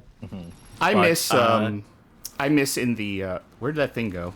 I would have liked that item. Did it just leave? I think it just left. I think it might have. I liked in the early 8th generation Call of Duty games where they had a very in-depth weapon skin customization stuff. And then they realized, wait, we can monetize Yeah. this. We can sell people skins and take the expression away from them, but we'll sell it to them like it's player expression. Yeah, I think also when it brutal. comes to customization options, I think I'd even prefer like that sort of like still tacked on 69,000 remaining nice. That tacked on amount of like with some fiddliness from Resident Evil Revelations over like Trapong 2, where like there are decent there are options and they are noticeable, but the arsenal in the game is too small. Like numbers, like in terms of pure numbers, it's a fine number of guns, but also like half of them are functionally the same gun. Yeah. They're like Yeah. the same assault rifle. Oh, this is an SMG. So it's a little faster, but a little weaker and a little less accurate. And this is Having the a lot assault of rifle, guns. but like with minor differences to them, like a game that has like 15 handguns, like a Parasite Eve, not necessarily Parasite Eve, but like the concept of, you could have like, a 1911, it fires 45 caliber, or you have this 38 caliber, or even a 22. I think New Vegas had a pretty good grip on like variety of weapons where, of the 5 or 6 revolvers in the game, each of them have unique use cases. And, they had, the weapon mod system in the original game, maybe 3 of those revolvers had 1 or 2 upgrades you could put on them that modified them in some way. Like that Remnant? level of customization, that there's granularity but not too much. It's not too in the fucking weeds. And of course that's why 100 mods exist to add 5,000 more guns to that game, each with 20 fucking modifications each, and it's just like barf. Yeah, Cass, have you played Remnant? I forget, I might have asked this before, but From the Ashes, I think I played a little bit of the first one, and then so it all seems neat, and then I just didn't get back to it. Yeah, from everything I've heard and seen, like 2 is just better. And like I played the main story of that one, and that I think actually, despite being what should be a fiddlier game, actually is very good about providing things with like distinct effects. So it's like there's a lot of rings in this game you can equip, but like, and there are some that are like, oh, do like 15% more damage at full health. But there are a lot of other ones that are like, play in this way and to like get this like unique benefit. And like, it's not just like when the enemy is on fire, you do 15% more damage. It's like, no, it's like purposely like lose your shield, and then when it recharges, you get like a special like effect on like your shooting or something like that. And like, and that's like not like, there are a lot of them. Like that's just something off the top of my head. I don't even remember fully. But like, sure, I get what kind of upgrade system you're referring to, and there's definitely games that have done stuff like that. I think largely like in the RPG space has always had a lot of that. I have a question for y'all, because y'all have mentioned Parasite Eve a couple of times now. As someone who is currently not looking to play something that is like really system heavy, do you think I would like Parasite Eve? It may be a little too system heavy. I wonder though, because it doesn't really change over the course of the game. So it's like straightforward enough in terms of narrative and progression. It's just like, you don't have to engage with those mechanics super deeply. Maybe it's fine. And I just like a Parasite Eve. I like Aya and whatnot. I like that world. Like, I can't say that I dislike RPGs with like complex systems, because I love Shin Megami Tensei. But like, I've had Parasite Eve for a long time, but never actually played it, and it's just like, I won't know until I try it. But I've just been thinking like, would I actually like playing this? I don't know. Watch you play it on the Discord, discord.gg/bjhof. Just to. Also, by the way, Sasquatchula says, yeah, you should play the Third Birthday. All things in due time. Yeah, we'll I know. Get to it. I know. That's been like, I'm more looking forward to playing Third Birthday than I am any of the good ones. Yeah, because we're sickos in that way. But soundtrack's pretty good. Yeah, I don't know. Like, I should, like, I won't know until I try it, and I should try it. I've been meaning to play it for a very long time. Yeah. I mean, I will say I am glad that there's a lot of like indie games coming out that are inspired by Parasite Eve, because that's a game where like I liked the idea of it, but I just ultimately didn't like playing it very much. It's cool, but I just playing it myself was not something I really like relished that much. From what I've heard, I could play the game and never touch the Chrysler Tower and be good with my life. Oh yeah, I mean, you can't even do that on your first run of the game. You have to go on. I know that is a second run, but just from what I've heard in general, it's like that. I probably don't need to do that. Johnny points out that your time spent playing road core and grinding will help you prepare for the Third Birthday. Yeah, that's the thing. Like, in a lot of games, I actually embrace the grind in a lot of things. Like, I'm not against grinding games. There are plenty of games I play with a lot of grinding. There are plenty of games I play where I voluntarily decide, like, hey, I'm going to grind this out. But at a certain point, some games feel good to grind for me. This is not one of them. Talked a lot about grinding, and also in our last episode of Casual Mondays that we just did yesterday while playing River City Ransom. Go check it out on Twitch VODs or Patreon. And I think we had some good discussion about, the Japanese salaryman and how their perspective on early RPGs influenced the way that grind has been refined in games with them in mind, and then the carry-on effect of all that. But you got to listen to that episode for that discusso. Something I wanted to say, because we were talking about all these different systems for like customization, for player expression, for having less upgrades in a game, less potential upgrades, but making them more meaningful. This game, this Contra Rogue Core, like the progression system, if it was absolutely necessary, if the line from marketing was, market research says players want customization, players want the ability to equip gear that makes differences to their stats and way they play the game, it should have been so fucking pared back. It should have been stuff that, lets you become a weapon specialist, or these characters should have played in any way differently from one another, so they had unique play styles rather than all playing fucking identically from everything I've gathered from theoretically they do from the special abilities, but those still function on a significant enough cooldown, and also most of them are bad. Like Panda's special ability is his turrets thing, but someone I don't remember who, unfortunately, but someone commented that Panda's turrets don't scale through the game, so they become super useless real quick. And even when we were playing early stuff, they were dying very fast. Awesome. Love it. The differences between the characters should have just been really fundamental, baseline stat stuff. Have Panda have extra health that he can take, make him a walking tank. Have Kaiser have access to all the different weapons all the time because he's a weapon specialist. Have Miss Harakiri here be a melee specialist. Yeah, use the sword. She's all about agility, getting in and out. She and has a sword. Personal.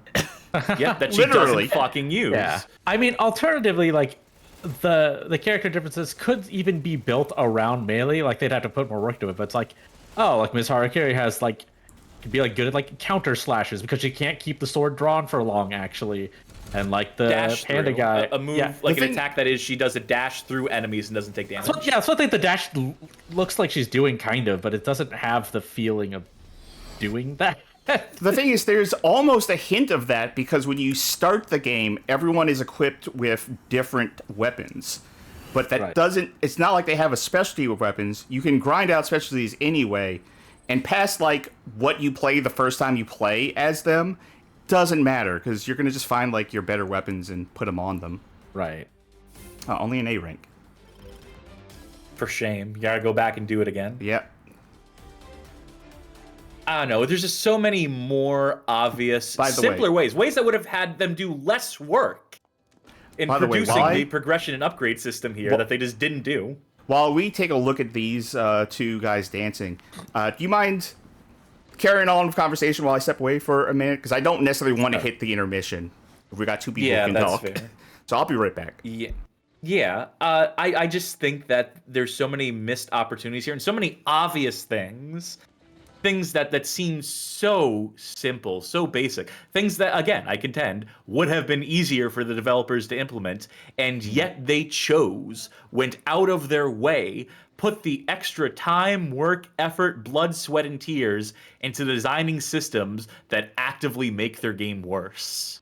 And that's impressive to me. That is certainly worthy of recognition here, of examination, of what went wrong, of how you can, with something that should have been basic, that, the core of Contra, dating back to Contra 1, is that it's beauty and simplicity. It is, here's your weapon types, you can switch between them, pick them up, you lose them, you can still beat the game with just a machine gun if that's the way you want to play. They're all viable. And they're what if we muddied these waters completely? What if we just kept tacking layer after layer after layer after needless fucking layer onto this fucking mess of a game? And you have to wonder where these decisions come from. We mentioned before, I like to talk a lot about market research and executives making decisions from on high and developers being made to adhere to certain design decisions or implementations that they are basically forced to, under duress, implement. And it's really hard to know accurately to make without interviewing the fucking developers, without them coming out and owning up to or revealing who made these decisions, why they made the decisions they made. It's all just speculative on our end. But I feel like this game is absolutely like the result of torturous interference from market research department telling the developers, here are the things that you need to include. Here is how granular they need to be. Here are observations of other games on the market that we're trying to compete with in some capacity, stupidly trying to compete with games well outside of its genre, outside of its established space, so on and so forth. And so the result is always going to be in a situation like that where you have torturous interference from people who are not actually designers and developers, but are just relaying like their findings from surveying people and looking at the state of the market, that you're always going to get like a muddled mess at the end of that when we don't let developers themselves do the designing. But again, this could just be a case where the developers themselves were the ones who were too ambitious, who got too far ahead of themselves, had too many ideas that they wanted to cram into this thing. It could just be entirely the fault of toy logic. We'll never know. Say something nice. We'll leave that for Charkie when they get back. Yeah, I was just part of me wanted to turn this because I was about to say criticism, like maybe I could turn it around to something nice, but I do think it's bad. Like, for example, they went to the effort of making it so the little blue circle under your character will crawl up the sides. The texture will paint itself on the sides of stuff you're close to. Why? That doesn't make it that easier to see your character, really, in this scenario. It makes it easier than if it were to clip into objects on the ground. Like, imagine if it was underneath the barricade, so the circle is half obscured. I feel like they could just light the circle. They could. I mean, there's better ways to do it, but if this is the system they went with, where it basically works like a shadow, it is better to have it cast onto objects than it is to have it buried by its surroundings. Okay, well, there you go. You said something nice.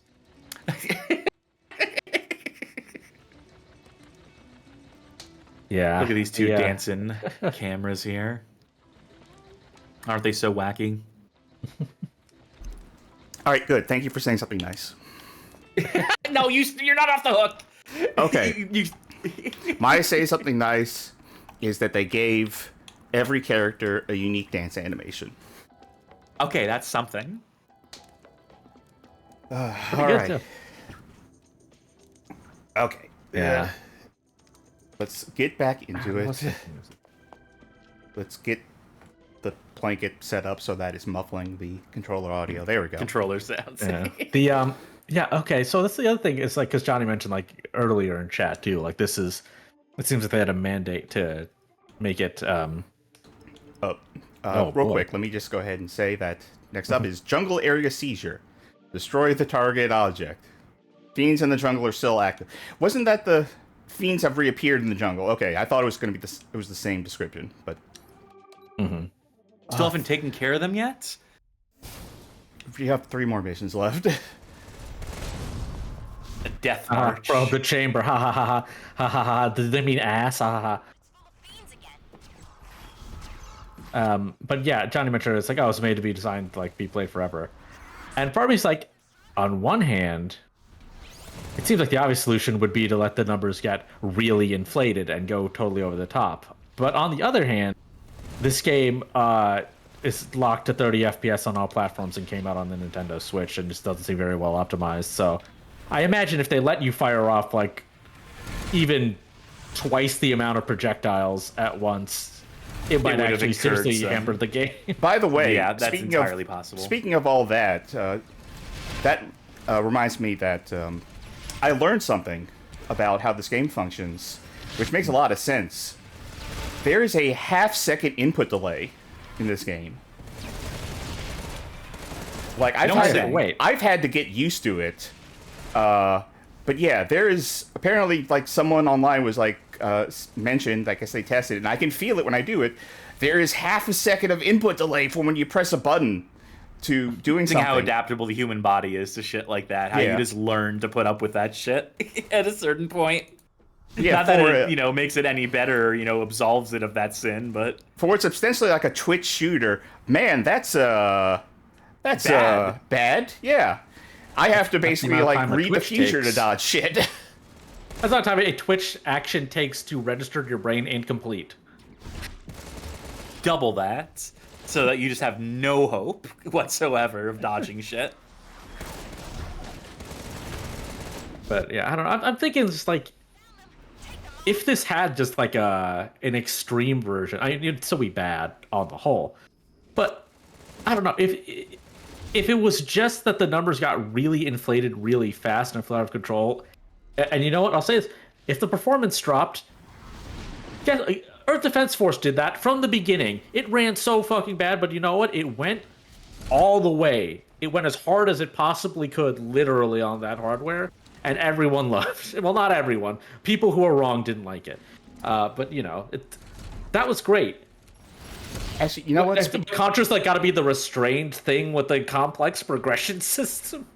You mentioned replayability. Oh, you go. I was just going to say, speaking of Earth Defense Force, Cass was playing Robot Alchemic Drive on PS2 the other day. I sure was, yeah. And at the start of the game, it said Sandlight made this, and I was like, "Oh, that makes 100% perfect sense." Yeah, like I didn't know Sandlight made it. And when I saw that, I was like, "Oh, okay, yeah, yes, yep, I get it." So that game's been taken off lately, but go on. The point I want to make about replayability is that this game was supposedly, ostensibly, developed with infinite replayability in mind, with the idea of being a perpetual game that you can keep coming back to and leveling up your shit and blah blah blah blah blah blah blah. It has the expedition or exploration modes, which are randomly generated. It has the online sports league thing that we haven't touched and will never touch, but it has its own progression system. It's just so funny to me how all of these hooks and attempts to make this game a perpetual game, and it will never top the inherent replayability of something like the original Contra on NES, which is basic as can be, but players invariably invent their own reasons to replay games. They create challenges for themselves. As you replay a game and get better at it, and challenge yourself to not play with, like, the Konami code giving you the extra lives, or let me beat this game using only one weapon, or, let me get to the point where I'm speed running this game, right? And people who have managed to get thousands upon thousands of hours out of these classic games, and yet something like this, those same players would be so actively repulsed by all the hooks and attempts this game makes. There's an irony to that, that you would hope that in those market researching fools, that, whoever, whatever person on high made the decisions, made the calls that were ultimately implemented into this game, that you hope they, at the end of the day, recognizing the reception to this game, the critical feedback and consumer feedback, that they at least learn some sort of fucking lesson from it. Now I'm trying to imagine what the Near Replicant remake would have been like if they tried to put all this shit in there. They were so fucking funny. It would have been so close, though, right? They have the method for doing that right there, the gardening stuff. That could have been microtransaction if they really wanted to. A rare gacha pull for the lunar tier. Okay, please. Oh, damn it. I accidentally dashed into him and knocked off the... Okay, do it. Slimer chat says, so do you guys like the game? No. Well, we're going to save our thoughts for the conclusion here, for the post-credits. I saw a post today on YouTube. Mert KK, who is a person I watch. They do a lot of horror game stuff. She recently did a video on Silent Hill Homecoming. I think she said her next video is going to be on live service horror games, and she was asking for comments from people on the post saying, like, hey, if you play live service horror games, like, what do you like about them? Like, what do you get out of it? What are you looking for? What makes a good live service? And I was just looking at that post and thinking about this, which definitely seemed to like it had aspirations for being a live service at some point. Thinking like, I don't know, is there anything good? Because I'm thinking about what live service things are doing. I can think of things that I can say have live service-y things in it, like Elden Ring Night Rain. It has live service adjacent stuff. But, like, I don't know, man. I mean, like, the only thing I could think of was, like, Fortnite. And I fall off on Fortnite so hard when I fall off on Fortnite. Yeah, but, they're still one of the most popular games of all time. Yeah. The games that perpetually update. I mean, I don't love live service as a model, but I completely understand it. It's Absolutely, the idea of you buy a game once, and then that game is just updated for a lifespan of years. So if you have like a friend circle that congregates around that game, like Destiny 2's continued ability to float on and like retain some amount of player base who are buying like the updates. Not paying like full price. They're not paying $60 every time they put out new content. They're paying, no, actually, you're not. No, because there are so many expansions for that game that cost like $40. Yeah, you're ultimately right, but I mean there are like free updates in between that, and there are like things that make it because the seasons that come out that aren't the updates are like $15 to $20. Which is less than buying a full price game. But you know the point I'm trying to make. Let me make also, it, which is that it's the value proposition of it. Right.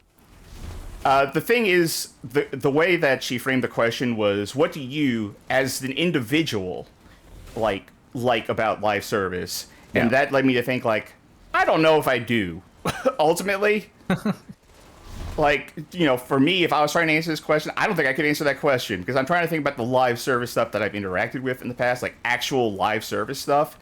And I'm thinking more and more that I think that sort of design is more repellent to me than anything else.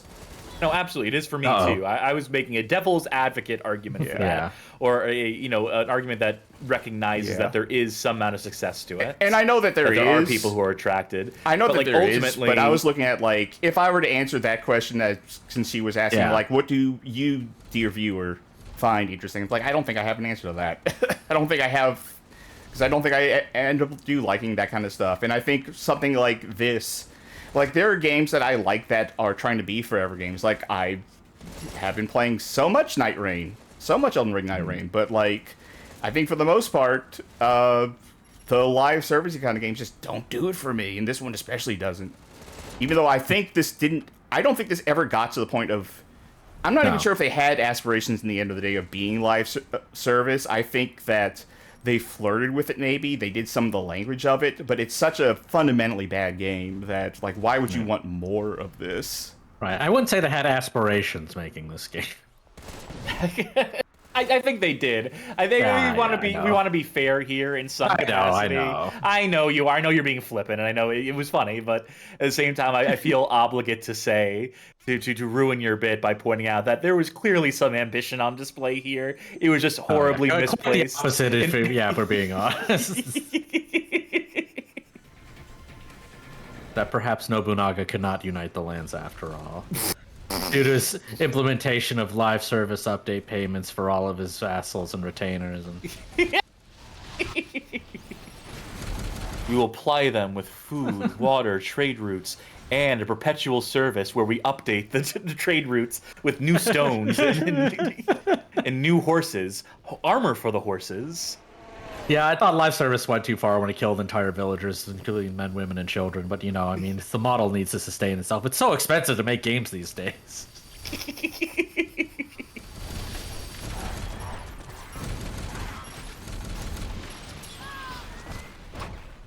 This isn't a unique boss, right? No. All the bosses have blended together, so... No, I fought this thing so many times. Fifth, sixth? That's the other thing about this game is, it's just such a slog that it's gone on forever. That it's one episode of this game. If you just, obviously the commentary always winning. Bad Game Hall of Fame, we're masters of commentary. So every episode is unique and interesting and entertaining in its own special way. But you can take the gameplay in the background and just swap out like all the footage in episode 2 with the footage from episode 4. and interesting commentary, and it wouldn't matter, ultimately. That it's just like all these levels and bosses and encounters have all blended together. And a large part of that is due to the repetition of content, to be sure. But also it's just like the lack of real set pieces. There have been like 3 bosses in this game that were kind of set piecey. 3 or 4. Yeah, I saw that tooltip. I don't think I ever saw the one for Damned Spirit. It said collectors of these containers in the damn city are revered. Slime says, if this stream was aired audio only on Japanese TV, you wouldn't lose anything. I am nude for all BGHOF streams. I mean, yeah, you gotta be. Isn't Because I make y'all turn your fans and air conditioning off. Yeah, like the start of this. If you heard at the start of this episode, a little vroom from my end, that was because I forgot to turn the fan off right before we started. I fixed it. Hey, I'm there and I feel suffering bad. with y'all. Yeah. Yeah, no, it sucks. I'm there with y'all. I would love to have this fan on right now, but that's the price I pay for trying to have some sort of audio quality here. Like, my main thought, once I get the room with the desk set up, is find a way that I can have a fan on me while I do this, because it's too fucking hot where I live. We're going to hire someone with, like, one of those giant oversized leaves to fan you while you play the games. I heard those silent fan things are more of a scam than anything else, but man, maybe I just get it anyway. No. Those Dysons fucking suck. Yeah. Now to our silent fans, we appreciate you a lot. The lurkers and whatnot, yes. All right. Top Threat Takedown. Multiple Fierce Fiends confirmed. This battle is going to be intense. All right, something finally. real quick. Yep, I did unlock a new one of these at some point. Not the last one. Don't push it. All right. Okay. All right, time to take down some tops. You think this is going to be like a boss rush, or do you think this is just going to be probably, a level-ass right? level? I wonder at what point in development these objective like pop-up things were implemented. Was it early on they realized they didn't really have objectives, or was it late because they're like, we need to pretend we have objectives that are different? I mean, do you want like a legit answer to that? Sure. They probably put those in way late. They probably designed the level, templates first.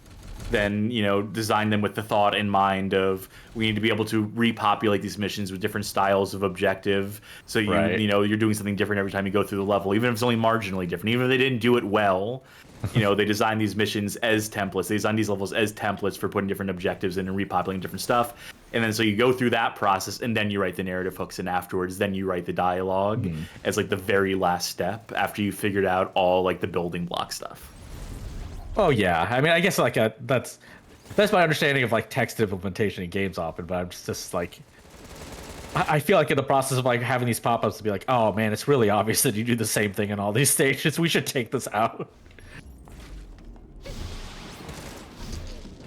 Well, you have to have the levels. I mean, in a game like this where you are replaying levels to grind, that you need to have that text to delineate. Which mission is which, if you're committing like the small details to memory. I don't know. This game fucking sucks. I don't want to give them any actual credit for anything here. Like, so. The problem is I can't even remember how many times it's been destroyed the target in like the jungle. It's definitely been more than one time for like all of these.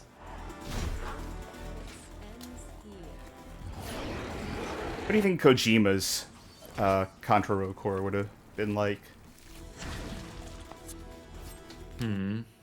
Interesting. Yeah, I mean, it would have tried to be subversive. That's for sure, right? It would have been a thorough examination of the military-industrial complex and their complicity in natural, in man-made disasters and how they seek to profit off of them and so on and so forth. Would have had way funnier treaty character names. Yes, and it would have had way funnier character names, of course. One of the characters would be named She's Lost Control, like the song by Joy Division. Do you guys like Joy Division? The character's named after the song by Joy Division, She's Lost Control. Way more sections and levels where you don't shoot anything and there's no enemies. You're just walking around. Also, I think, like, the grind that you have to do to progress in this game, after you beat the game and get the normal credits, there would be this grind, but to get a secret hidden ending, like in Peace Walker. I for the past week, every night I've considered, do I want to reinstall Death Stranding? Or I want to try that And again? the conclusion you keep coming to is no. The conclusion I keep coming to is I'm so tired. Our producer, behind-the-scenes producer, Grenatag, recently tried to play Death Stranding on PS5. I walked past them in the living room playing it, and they stopped me and said, Cass, I have a question for you. What do you like about this game? And I said, I like the part where it opens up and you start having, like, creative tools that you can use to, navigate the environment when you start, like, applying your own creative logic to it. And then breaking the rules as established and whatnot. But then I told him, like, but you're going to have to wait like 30 hours to get to that point. You're going to have to suffer through a lot of walking before you're given like vehicles and all the things that make the game way more playable and fun. I feel like we've had I that have not seen them playing that game since. I feel like we've had that discussion recently about the idea of it gets fun after. Yeah, we had talked about it on this show actually. The Final Fantasy 13 effect. It gets fun after X many hours. Yeah, it's funny actually. I was hey, that guy spun around when he died due to a physics glitch. That's nice. I'm spinning around too. But because I've been playing Final Fantasy VII Rebirth, and it's funny because that's a game where so much stuff has me thinking this game is purposely like they're trying to put in like capital C content, and it's just a waste of my time. But because I played it in relation to both watching Charkie play this game, and also I watched my friend Serene streaming some of trying to get the platinum trophies in Star Ocean 4, I'm like, well, it could be worse. Yeah, I feel like after this might be the ideal time to try and do Death Stranding again. Like, get a different perspective on things. Yeah, this game is probably a little too long and wastes a little too much of your time, but at least it's not Contra Rogue Core. Slime in chat says this game gets better after 200 hours, but unfortunately it only lasts like 30 hours. Very good. I mean, that's kind of like my it's like the inverse of my my review of regular Elden Ring when I beat it. It's like this contains maybe 100 hours of one of the greatest games I've ever played in my life. Unfortunately, I played it for about 200 hours, and at least 50 of those are the worst video game I've ever played in my life. And people might say, like, especially because I'm on a show like this, it's like, how could you say that? Like, this clearly, even at its worst, there are worse video games. It's like, yeah. But the thing is, the parts of Elden Ring that are bad are interspersed with the parts that are the best video game I've ever played in my life. So imagine you're playing a really good video game, and then you had to play Contra Rogue Core for 30 minutes to get to the next good part. I mean, that's... Torture. That is literally been me and any other video game I've been playing lately. I've been playing some great video games lately, but every now and then, I have to play Contra Rogue Core for several hours. Can I just say, in relation to that, and just to applaud Charkie here, to celebrate Charkie, the time they have committed to this stupid fucking game, between streaming it and having to do stuff off stream for this game. Like, I want to take this opportunity to, like, this bad games thing we do, this gimmick that we're perpetually trapped in. Not every bad game is interesting. In fact, most of them aren't. Or even the ones that are will often have interminably long stretches of just truly boring shit. So I think this playthrough has been important. I think this is a milestone, a banner playthrough in the history of the Bad Game Hall of Fame streams, because this is really one where you're seeing how the sausage is made, folks. Back when we were doing the articles, for as overlong as those articles were, describing the grind in this game would have been 3 or 4 paragraphs. But having to see the levels being played, admittedly doing the grinding off stream to some extent, but like maybe I should have recorded that, uploaded that as a Patreon exclusive of just the same level over and over again for like 2 hours at a time. No, don't torture Yeah, yourself. I'm I not would being never- serious. I'm not being I serious. would never even contemplate asking you to do that, to be clear. Oh no, I no just wanna- commentary. And you get to hear like the podcast I'm listening to in the background. Riven2LU asks, between 5 streams and the offline grinding, has this game wasted more of Bad Game Hall of Fame's time than any other game on the show? Yeah, I think it'd have to be. 'Cause everything else is usually just like what you see on the screen. I usually try to pick games that are ultimately what you see on the stream is what you get, right? Yeah. Is the game. We haven't had to do too many RPGs. Even when I did Hoshiwo Mirahito, I cheated in that to skip the grinding so we could show the entirety of the game, quote unquote, off in the course of a single stream. But I think this playthrough is important. It's shown that even in a game that is boring, I think we're bringing something unique and interesting to commentary. I think we're finding ways to discuss things, even if they're only tangentially related to the game or unrelated at all. I think we're still very funny, and very insightful geniuses, if you will. I want to think that it's shown that I'm not just a freeloader here and that I am putting myself through shit for this show. I would have absolutely not subjected myself to this. I would have cheated, or I would have abandoned this because I would just be like, this is too fucking boring. But kudos to Charkie, who was living that bad game life, who is truly committed to the bit, to the lifestyle. Please die on this throw. And I also want to thank Sid as well for accompanying them, for keeping Charkie sane during this. Yes. As best you can, giving them someone to foil off of for all this. I also know that your participation in a tabletop RPG night has been put off week after week as long as this keeps going on. Well, I think I'll know something about military forces going up against an unbeatable eldritch horror because of watching this. So You have to bring that to the table. To Contra the Rogue Core, the tabletop, if game, you not will. the content of the story, but the concept of playing Contra Rogue Core. So Remember when this was originally going to be a co-op playthrough? Until all the systems surrounding that made yeah. absolutely no fucking sense. guess I'll have to owe you one something. Oh, fuck. Yeah, but if you'd like to thank Charkie personally, let us know if you'd like us to set up thrones for everyone. You can buy Charkie like some new exotic, high quality stream snacks, or like mochas for Johnny. Yes, a desk. An just some iPad, which I game swear for would me, help somehow. and of course guns for Cass, which I'm sure you can. Oh, buy of course, on yeah. Amazon, That's probably. because I love guns. That's Yeah, real guns. And like when you do reviews of games and a game pisses you off, you point your gun in the air and you shoot it and go, I hate you, Bebe's kids. It's just like a random game off the top of my head.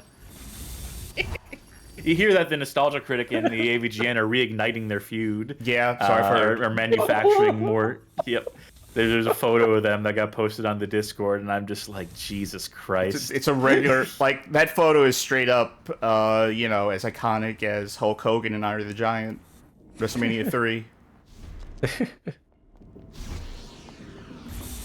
I heard AEW All In was good, by the way. Yeah.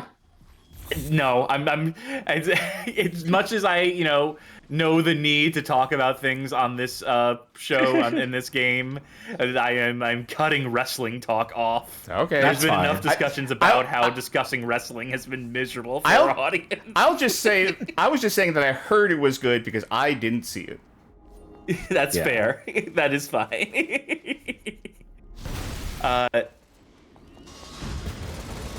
I feel like, to get back to put a cap on that thought I had earlier, put a tidy bow on it, that a game like this that just seems to go on forever with interchangeable levels and just ultra repetitive environments and gameplay and all that shit, to show it off in its entirety, as far as the critical missions here, which I think is as much of the game as needs to be seen, documenting it, if you will, and trying to come up with some sort of cogent criticisms of it as you go through it. That this is the process, this is what it takes, this is how the sausage gets made when it comes to bad games content. Other creators, people in the YouTube space, will edit this stuff down to concise 20, 30 minute, maybe an hour long. And honestly, if they have any sense in their head. And honestly, if we had an editor, we probably would put videos out like that. Probably would do that. Streams.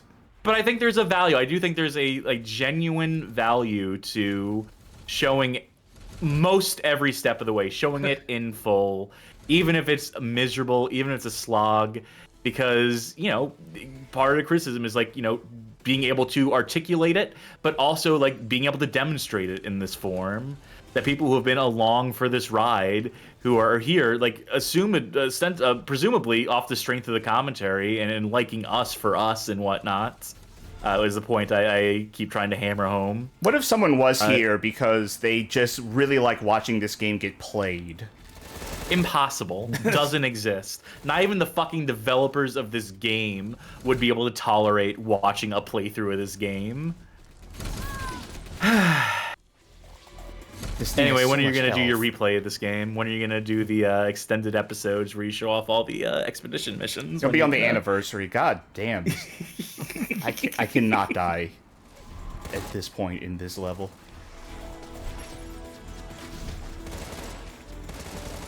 For these guys. Let's wait for him to finish this attack. Oh. Get out of there. Good dodge. Slime's joking about a Contra Road Course speedrunner joining the Discord and started self-promo. Let's, I forget. There's no speedrun up for this, right? I didn't check. Why? I think there was a post earlier speedrun to the effect of there was a speedrun for this game, but it's lost media, which means the video evidence of it got removed or taken down, a channel got deleted. So it's up to us to. I mean, if there's no other speed, yeah. I was about to say if there's no other speedrun, this is the de facto speedrun. Yes, world record on display here. This could be the de facto regular new game speedrun, but I don't think they allow that because there's too much random shit in this. Also, not enough for fun, but too much for a speedrun. Because also, they'd be the counting the speedruns weeks. They would be counting the weeks between episodes in the time because. Look, there's this Monster Hunter 100% speedruns that last over a day, so... I mean, you call it a segmented sheer speedrun at that point. Yeah. But, let's see, there's 3 NG Plus story speedruns. The record is 2 hours, 16 minutes, 56 seconds. Okay, and thankfully, the increasingly better records are all more recent. So it's not like someone tried for a speedrun after one and did worse. Which I feel would be really, really depressing. Maybe people did do that, but then they didn't submit because they're like, I can't let people know I didn't even get the new record for Contra Road Core. And then there's one 2-player New Game Plus co-op story speedrun, which is 2 hours, 53 minutes, and 14 seconds. That one makes me wonder how it works, because there is at least one mission where it's you have to do this in single player to progress the story. Well, it's NG Plus, so they might actually not have to unlock anything. Yep, that makes sense. Oh, thank God. I was so worried I was going to have to do that level over again if I died. Good job. Jesus. I got hit by that thing at the very end. Personally, I'm holding out for the Summoning Salt video doing the history of Contra Road Core speedruns. And no one wanted to talk to me about it. They all deny their involvement. They want to put this era behind them. Oh my God, do we have one last mission? They also said I got a legendary body part, but I don't see it on the list. Is it the orange thing in the top right? That's a gun. That's a gun. That's a gun. Maybe it did say legendary gun and I misread it. Legendary body gun. Oh, you know what? I can figure that out via my inventory. Nope, okay. Maybe it was just gun. Which, I'm not making a new drill gun at this point in the game. Oh my God. Are you ready for what I fucking think is the last mission? The Phoenix Killer. The Kingdom. Oh. Hey. Ready for action. Let's close that dimensional gate for good. I see the high score thing and I'm like, oh yeah. I know there's a ranking at the end, but it's like, we're can you score attack these? It's still dead, I hope.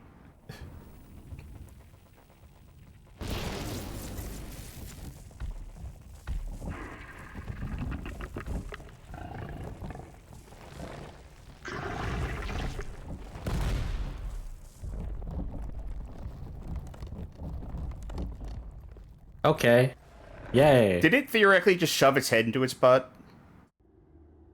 I guess? Oh, and now he's off the platform. It's the perfect defense. You know, people are always worried about getting like shot in the head. A headshot's a one-hit kill. But if you put your head in your own ass, that's like a protective layer. Remember in Vanquish when the American person's like, why don't we have teleportation? And then the main character says, we tried it once and we ended up with a rat with its head shoved literally up its own ass. Classic. Still haven't played that game yet. It's behaving... Vanquish fucking owns. It's behaving weirdly on my PC, so I haven't been able to play it. Vanquish is so good. I should play Vanquish again. I beat it Destroy in the one sitting the supercharged first time. bullets. You know, why don't I just activate that. Hold on. The music's... It's going for something.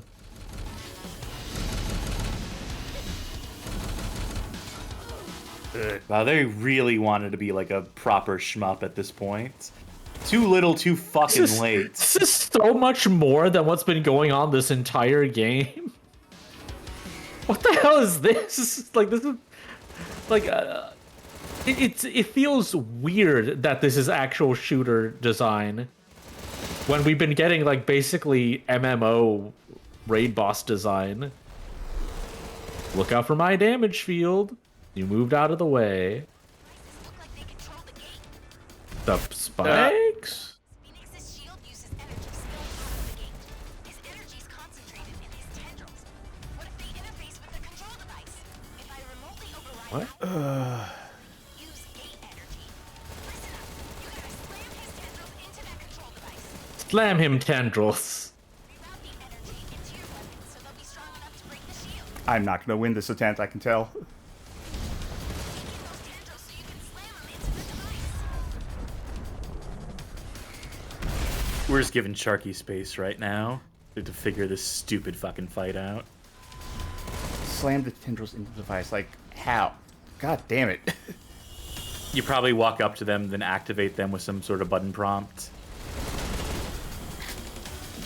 Can I just destroy this thing, please? No, that's a game over. Ha ha ha ha. That's not how you died. Alright, let's try it again. Is that your best weapon? Do you think another weapon might be more These are my effective best in this? weapons. Okay. Another weapon would be I have to go grind for another, like, 5 to 6 hours. Yeah, I had a hunch. Alright, well now that you got it more of a feeling, like you just need to awaken your action gamer instincts instead of rogue core. Well, it's learning the It's- phases. This may take a couple attempts. So, A, it's not so much the weapons so much as it is my health. And, like, health is not really a thing you can grind out. You need body parts for that. And also, like, I'm really feeling that half-second delay. Like, that's making a now lot you're of sense. cognizant to it. Now that you're in your head about it, The it thing- makes it that much harder. The thing is that, like, I've always had, like, a lot of weird problems with, like, dodging in this. I felt like I should have been able to react to that faster, and it's making a lot more sense why I haven't been. Johnny says this boss is giving me Yaiba Ninja Gaiden Z flashbacks. Great minds think alike. Yeah, actually, Yeah. same business where when I lose, I'm going to have to start over instead of having, like, a checkpoint. Can I destroy this thing, or is it just going to constantly... I think it's just going to constantly be there. Oh, no, They vanish after a bit. After a little. They go away after like 2 teleports, after 2 moves. All right, I'm going to completely ignore Yeah. the item pickups. Save them for later, or No. You don't want to be the ones revered? that the data things. Yeah. Like, I'm ignoring those. Those will disappear after a while, but they're not important to beating this fight. And they don't give me anything tangible right now. Oh my god, this damage is obscene.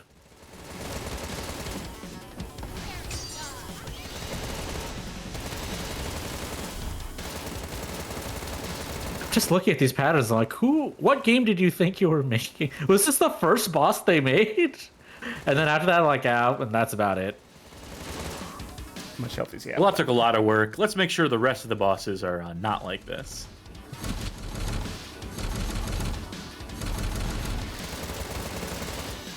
I think that attack ultimately did do more damage in a shorter amount of time. Yeah. Yeah, it's a little more All right, dangerous though because I have to tendril be time. that close. Okay, smash the tentacles. I don't think it's a button prompt. Yeah, no, it's just the... Yeah, I'm doing should- damage to it straight up by hitting it. Okay, fair enough. It spawned that on you? Oh yeah. No, it comes in from like the top. Okay. Of the No, screen. I think the other thing spawned on me, but that thing comes in so fast it might as well just spawn on top of me. Uh-huh. Reroute the energy into your weapon so I'm just gonna stick to this quadrant since I cleared that out. Fuck. weaken those tendrils so you can slam them into the device.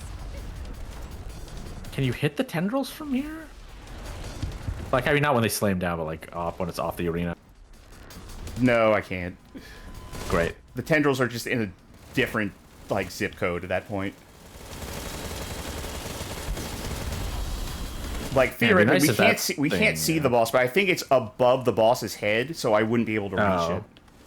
Yeah. Man, what if those like missiles that take a lot of hits to break give you at least like a little health back? What if anything gave me some health back in this fight? Yeah. Maybe after I beat this phase here. There All we go. right. Now I can. Now. I knew there would be a fucking button prompt. Yeah. Like eventually there would have been, but I don't know how that worked.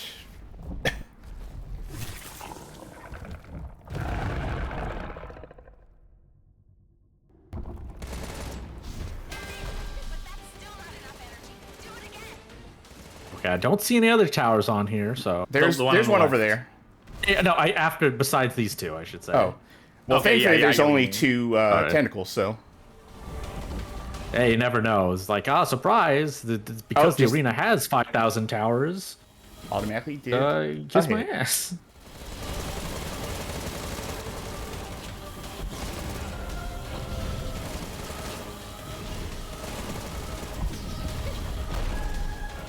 Slam his tendrils into the device. Okay. I guess that's the only tell you're gonna get that he's about to do the tendril move is Yeah. her telling you. Oh, that was Oh, you were close. Yeah. Yep. Quickly, It's put possible the cube if- in my chest. God damn it. It's possible that Fucking- if I had hit that, hit my ult, or not my ult, my special ability before that went down, but there's not Right. a lot of time to set that up. Uh-huh. Can you gain extra lives? I thought I saw you get an extra life during the course of a mission that you went from You have zero to find back up to one. coins. Yeah. Okay, she said something. Okay. Okay. Throw it. It'd be very anticlimactic if it ended here, so please. Oh, that would be Please. lovely. No, they're gonna power up your weapon or give you something Right. because that's what Yeah. they Yeah, but what if that's a cutscene? Yeah, the mission just ends. I have to power- go back to that terminal to see the cutscene where that happens. Oh, yep. You know what? Cass got it. Cass got it in one. I've rerouted the energy to your weapons. Say, one-liner? Lily, one-liner? Looks like he's trapped. Okay, so it's just an execution then? Oh, it's not even a gun you ground for. All right. Let's do it again. My I feel like I had health too. I think that was Yeah. just straight up. Everything was gone. Did I have extra lives? Did it drain everything? No, you had zero. You Okay, you were on zero there. Yeah. I can Well, at finish least you this. know what to expect, and that's probably gonna be the last phase. That's probably what you know. Also, So at least it's not yeah. Yaiba Ninja Gaiden Z levels Yeah. of bad. That only took like 3 minutes, 4 minutes maybe. I think that when I used my ult there, I don't think that was actually doing any more damage with that ultimate weapon. Cool. No, I don't believe it was. Firepower. I'll try to figure out So you can probably use the ult on one of the tendrils if you want to try to do it in, like in 2 phases rather than 3. Yeah. Or maybe use it on the big energy ball in the center, like the Yeah, I big bullet will. you have to destroy, because that's where you lose the most health. It takes 60 seconds for the ult to recharge.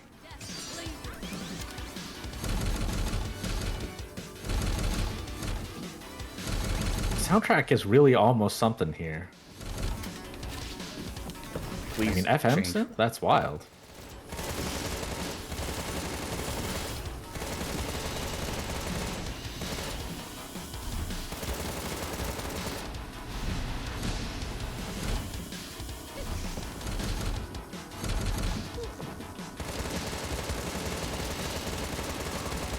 Come on, just die. Ugh. Why don't they make the health bar bigger? Because it's had a lot of health. Slime Generator says, this boss vaguely looks like a grimdark take on a butt ugly Martian. According to my analysis, Phoenix's shield uses energy spilling out of the gate. His energy is concentrated in his tendrils. What if they Macedonia says, I did that second form. It's the health never dropping here that gets you. so they can use gate? Yeah. Listen up. You gotta slam his tendrils into that control device. Giant says, I think this fight's what got the developers the contract for Nier Replicant remake. See, we could do bullet hell stuff. Oh man, God, those are all probably so much better. Holy shit. Yeah. Oh, God damn it. All right. Yeah. Good. We've seen it. It really looks exactly almost like you thought it would. Come on, do it quick so I That's can... a QTE on par with the Stellar Blade. Also has some of that's the great. worst You're- QTE finishers I've ever seen. You've definitely got this in 2 phases, and you have 2 lives Yeah. right now. Granted, If you go into that almost final phase with anything. even just 1 spare Yeah. life, I think you got it. I still been meaning to watch that, God damn it, that Nanners video of her playing Stellar Blade, because she put a bunch of mods on it. I think one to make the main character pregnant. Oh, come on, get up, get up. Okay. Okay, yeah. All right, and we've gotten the same tentacle somehow, but it's gonna be the other one. Oh, look at that damn number's like 999. Yeah. Right. Whoa, player empowerment. Holy shit. Wait, This I is have a just limited like number of getting shots. Pro I Trigger. could theoretically fuck this up somehow.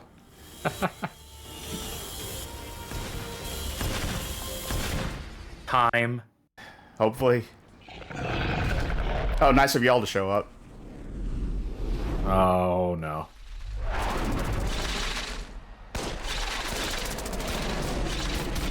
Oh no, no one else has upgraded their weapons. Oh god, what if you could fail on that cutscene because you didn't upgrade everyone else? Like, you have to upgrade everyone to survive? Just like Mass Effect 2.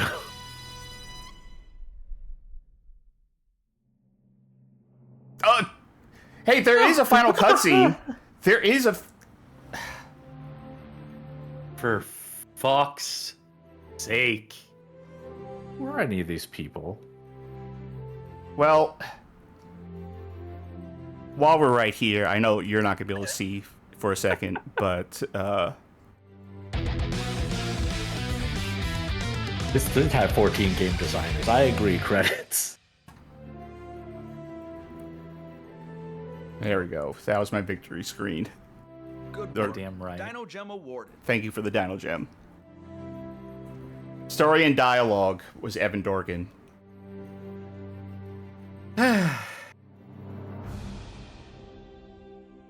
Now, there's still gonna be the actual like ending cutscene. They have to go to a fucking menu to look at. Yeah. 4 composers? 4? They each did one One song. for each instrument. Yeah.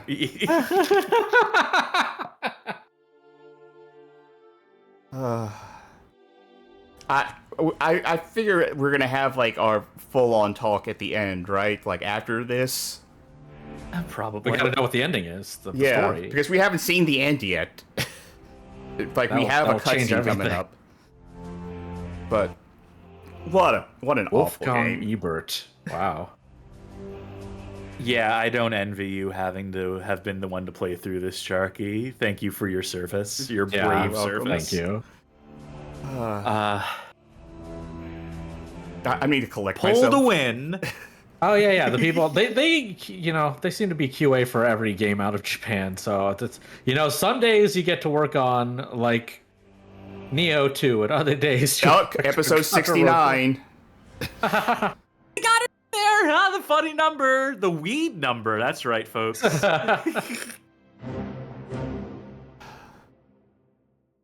God. What a bunch of fucking hacks. Every one of them. Watch all the staff credits. Oh, here's the cutscene. They actually play it for us. To these 5 heroes, we commend you for your bravery in destroying the damned city and bringing peace to our world. For real this time. Oh wow, they look bad in this shot. Holy shit, Lily looks like a how to draw anime. Yeah, I didn't recognize her for a while. Did she age and get smashed by an in? Let me go! Put me down, you beast! So, I have nothing against our extended vacation, but I am getting restless. Hey, as long as it isn't a military contract, I'm good to go. Oh, fuck that. Now that we're heroes instead of fugitives, the offers are pouring in. And I got a really easy one here. They want us to escort a science expedition into the old damned city. Cakewalk. Looks like our good luck is holding. Fuck yeah, it is! Hell yeah. That's so fuck. So we didn't fix anything if damn city is still a thing. Well, the gate's closed. So Yeah, that would but be a good that's time to nuke it. but that's leading into the expedition missions, which are Yeah.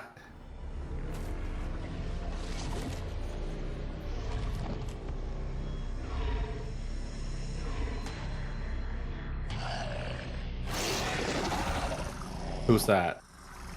that's Phoenix, right? Is it? Is it? I don't know. I haven't He doesn't watched look the same at cutscenes. all. Doesn't he looks completely different, but Like I said, I haven't watched the cutscenes. I'm guessing. Like who other villainous military guy have we seen? no one. Don't have any other characters. We're all out. New Yeah, that's vlog right. has been unlocked. Wait, what? I assume the one we just watched. Hey, you never know. Damned brain, Ooh. damned organs. Well, I mean, might as well see what the damned brain and the damned organs are. I hope First they're of all, really bad. Why did I go? Oh no, not this one. I just wanted to be 100% sure. Right. End Oh. credits roll. Okay. Unlockable epilogue. That What they called it? Unlockable epilogue? Does it only show up if you watch the entire credits? These are all unlockable. remember what I got? It was damned brain and damn. And those damn Bones. Yankees. Yeah. That's okay. This one's isn't even good. It was damned organs. This one also not good. Great. Cool. 26% more credits though. And I feel like I probably should have unlocked. Okay, hardcore missions. I'm not even going to touch these. You only get one life. Did and not no unlock ones. this. Obtain the Phoenix Killer What? more S. Clear mission the Phoenix Killer. Obtain the Phoenix Killer more S ranks. I see no one in Pull the Win finish the game. And then the finale, which we've had unlocked from the very start of the game. The Phoenix. I did the Phoenix Killer S ranked. So wait, I literally have to do it over and over again Charky, and get more. more. S-ranks. I hunger. Terminate the Ooh. game. Yes, with prejudice. That'll do it for that, but we still got to talk about it. Let's bring up my little backdrop here and us. Macedoni says, "Oh, it means get all levels to S rank." Wow, there are a lot of ways they could have written that sentence. Yeah, ways that would That's make what you sense wrote too. right there. Perfect Bigger on the example. screen, by the way, Charky. We don't need to be so tiny Sure. at the bottom of this. That's just how it was. I know. It's just... Okay. Let me put us somewhere in the center. There we go. Okay. Oh, I guess I'll start first. I hate it. This is bad. All right, next. No, okay. So this really, truly felt like a mobile game. I would love to know if literally this was supposed to be a mobile game that was hastily made into a console game with all the money stuff sucked out of it. No. But it, sure, like I can believe that it wasn't, but it truly feels that way in how it was made. In all, like you can do the first set of levels just fine, and then the moment you hit the second set, you very obviously need to go grind to keep going. The constant grind, the constant getting of loot items with microscopic difference to it, the having to use your money, which you earn very, very slowly, to re-roll items and hope to get something better, and that like inevitably like degrade your items in the process. The expedition mission system with like just like, hey, go randomly do this randomly generated mission over and over again to build up more items and more loots that may or may not, and probably will not, boost your stats at all. Level up these characters forever to get each individual thing leveled up, and dump all of these items that you have collected into their points, into things. Everything is like a mobile hook, and it's like all of the worst of mobile games. Like, this is very clearly like not Contra. This is Contra in name only. Not only because of that, but definitely because of like also the gameplay style. Going for this like loot shooter top down twin stick, and I think a Contra twin stick could be okay. That's something that kind of makes sense. But then they have stuff like overheating weapons, where like that was the thing that my original thing that I had an issue with this game was that it was a Contra game with overheating weapons in a series where it is all about running and gunning, that they punish you for the gunning. Like, this game is absolutely has no respect for you as a player. It doesn't respect your time. It doesn't respect like intelligence. Your intelligence. It doesn't respect how much that you might want to play a game for fun, because like this isn't fun. And yeah, insult your intelligence in terms of the writing too. The writing is, for what little there is, it's bad. It's like embarrassing in a lot of places too, with how juvenile it is.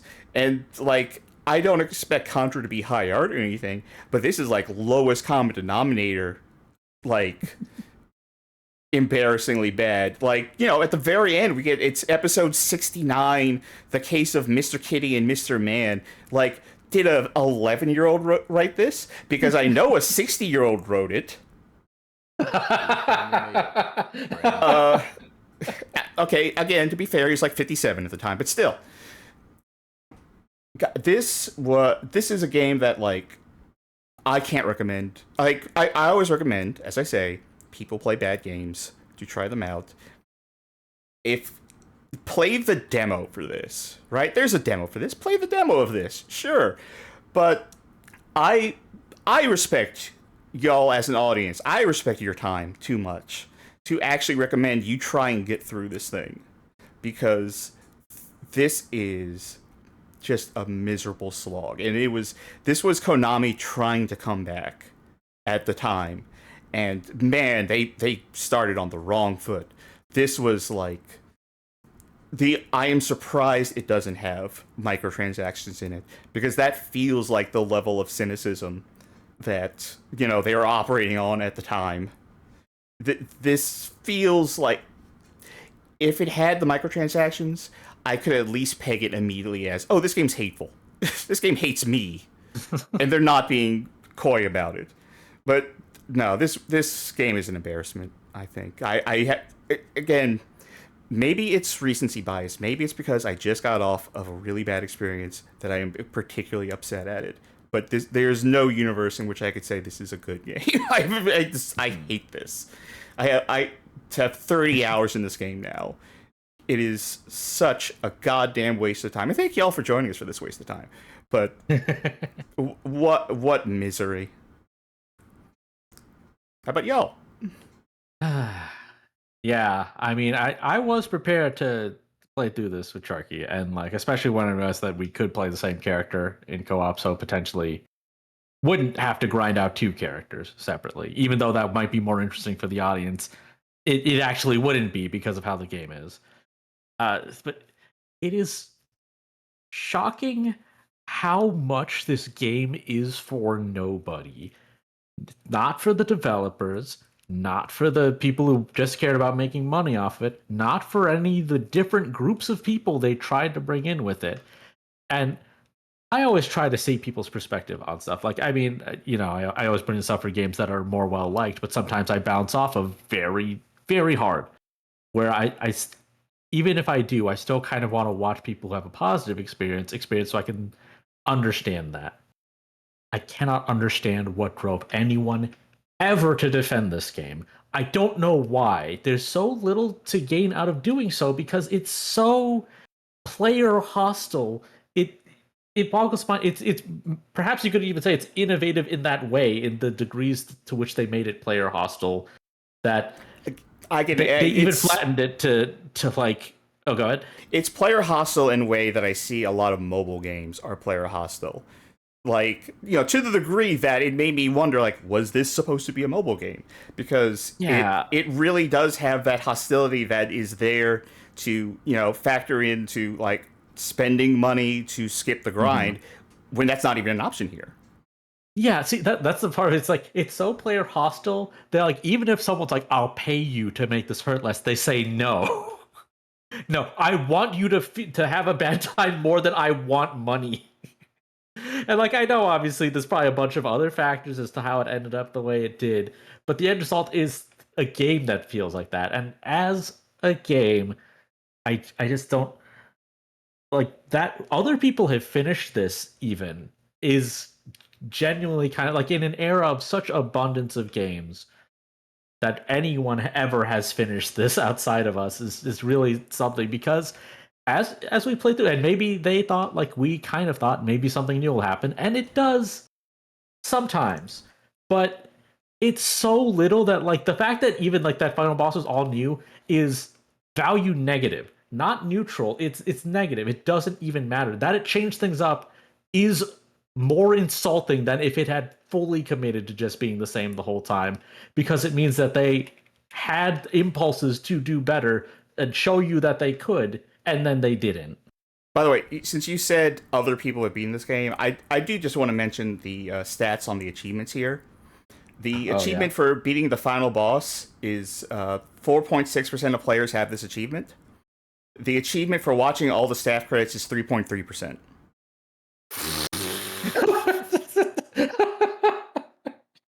Yikes. Anyway, go on. Yeah, well, Atsunoyo says the bosses are the best parts to never repeat. Some of them repeat. The first one especially, I think that's actually another thing that's it's those things that other games do. That sometimes that game is good, or sometimes it's also bad, and so it's like, oh, repeating bosses as regular enemies. But like, I don't think I've ever seen a game just reuse the first stage boss as much. Like, yeah, they did reuse some other bosses, but like their dedication to reusing the stage one boss, I have never seen matched anywhere in a game that isn't just using what is like feels like a regular enemy. Like it's still treated like a special encounter, like it's a cap off to arena battles and stuff. But it's never around enough that it's like, oh, this is just a regular enemy they turn into a boss. It's always a boss when it shows up, but it's just the first boss again. And that's kind of how the entire and anything it could have done to its advantage, like all the different weapons and stuff, they hampered it so much that you would not do a thing that might be suboptimal, but at least break up the boredom because it's just so bad to do it. Switching characters, switching weapons, switching parts, like these all could help a lot with a game that is otherwise pretty flat. But you can't. You just can't. So I don't know. It's funny. I guess I sound a little angry, but I'm just like, I am blown away that it really disrespected my dear friend's time this much. Like if you could get $1 back for refunding it, I'd say it's worth it. But you can't, obviously, because you played it for 30 hours. But Yeah. I think that should be an argument as to why you should actually get the full purchase price back, even if you bought it on sale. The principle of the thing. Yeah. How about you, Cass? Well, I'll say first of all that even though I wasn't present on commentary for every episode, I did watch every episode, some of them live even. So I feel like I am at least somewhat qualified to talk about the game. And you know, I'm not going to talk too much about the gameplay in terms of like control or whatnot. I feel like Charkie, you did a fine job explaining throughout the playthrough what is wrong with it, the input delay at all, and talking about the progression systems and how needless they are. So I'm going to try to keep it somewhat concise, unusual for me, I know, and still requiring this whole preamble because that's just my nature. The fact that this is called Contra, and it is so far from, it so fundamentally misunderstands the things that made Contra special, the reasons why this franchise has attracted an audience, diehard defenders, why folk have an affinity for it, just the absolute disrespect paid to them, to anyone coming into this game as like a lifelong fan of the franchise, and how burned they must have felt. And all the people that were brought onto this project, all the different ideas that don't coalesce or turn that don't aren't simpatico with one another. It's designed by committee of the worst degree, taking established legacy franchise and then trying to modernize it foolhardily, and in the process stripping it of all its identity, fundamentally failing to capture the magic of the original thing in any way, shape, or form, and adding so many modern hooks and layers to it, what should just be a very basic, simple type of game, overcomplicated to the point where you're spending more time in menus than you are doing like active gameplay. Can I say, in contrast to that, Hardcore Uprising, which I mentioned earlier, and I mentioned in previous episodes too, but Hardcore Uprising, a game that doesn't even have Contra in the name, despite being part of Contra, does such a better job of like kind of respecting what Contra is, even though it does so many things to update the systems, to add more systems, and like it has the rising mode where you can like upgrade your character. It has stuff like dodging and vaulting. It has like parries. It has like level design that you don't see in Contra, but it still feels like such a love letter to Contra while updating things. Like, you can do it correctly. They had enough reverence to keep it like a side scroller, to keep, you know, musical motifs in there, to keep like basic gameplay, especially like boss fights, to feel like it's Contra. While this just, yeah, this has the name Contra on it, but no part of it feels like it's Contra. Even when you see things that are vaguely reminiscent, it just feels hollow here. Absolutely. And you know, that's one of the most frustrating elements of it. If this was just a generic game with a generic title, you know, it wouldn't do anything to improve the gameplay, but you'd at least be able to contextualize it in that way. So I feel like slapping the Contra name on this absolutely does a disservice to it. It puts you in a frame of mind, in a context where you expect one thing and are immediately disappointed by it. So that definitely didn't help it. What also didn't help, and you know, my axe to grind is always with narrative and writing and things of that nature. Just the absolute waste of Evan Dorkin's time and talent, or alternatively, a once talented writer now completely fucking phoning it in for a paycheck, who just did not care to put in the effort required to do something with this, who did not understand the material, or alternatively, their material, their writing was not understood by the developers. We'll never know for sure when it comes to that. I don't think people are clamoring to ask Evan Dorkin about this game, and I'm not sure he's in a position to answer questions about this game anyway. But just what a stupid fucking story, told in the worst way possible, too. And that really grinds my fucking gears, because there shouldn't even be a fucking story in the first place. It didn't need to be there, and they spent so much time and money on it doing these shitty comic book cutscenes that don't look good at all. You know, even if the art was like fine, the way it's animated does a disservice to it. You know, presumably someone had to work hard on that. Someone had to like put the effort into drawing those. Dorkin put the effort into writing them. Voice actors put the effort into performing them, and just to bury that shit. Why bother investing that effort and money and time if you're not even going to surface it to the player? And that is the story of this fucking game in so many different ways. It's just wasted time and money, wasted efforts, overcomplication, taking something that should have been so fucking simple and bogging it down, burying it under so many layers of impenetrable, insufferable, tedious bullshit that it becomes, like was said earlier, a game for absolutely fucking no one. This is the worst kind of bad, in that it is boring bad. That is the arguably the worst kind of bad you can be, and this embodies it by the fact it stretches out, you know, what should have been like a 1 or 2 hour game to 30 plus hours, and does so in some of the most cumbersome ways possible, and forces you to engage with these cruel mechanics that punish you for rolling the dice, and yet you're forced to, necessitating more grinding in the process. No respect for a player's time, no respect for the player, period. No respect for the legacy of this franchise, no respect for the developers of the product, coming from like a managerial level, wasting their talents and forcing them into these avenues and of design that clearly don't serve the end product. So again, serves no one, exists for no one. But hey, you know, be grateful that you got a new Contra game, right? Be grateful that these publishers are remembering that these franchises exist.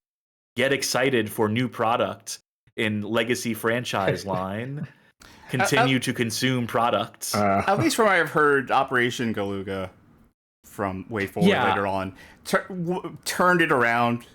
That, you know, if you give the right developer the right, you know, property, then they can do something with it. This was just like misfires all around. Yeah, and you know, the main complaint I think I hear, and I agree with it, about Operation Galuga is that its price is too high.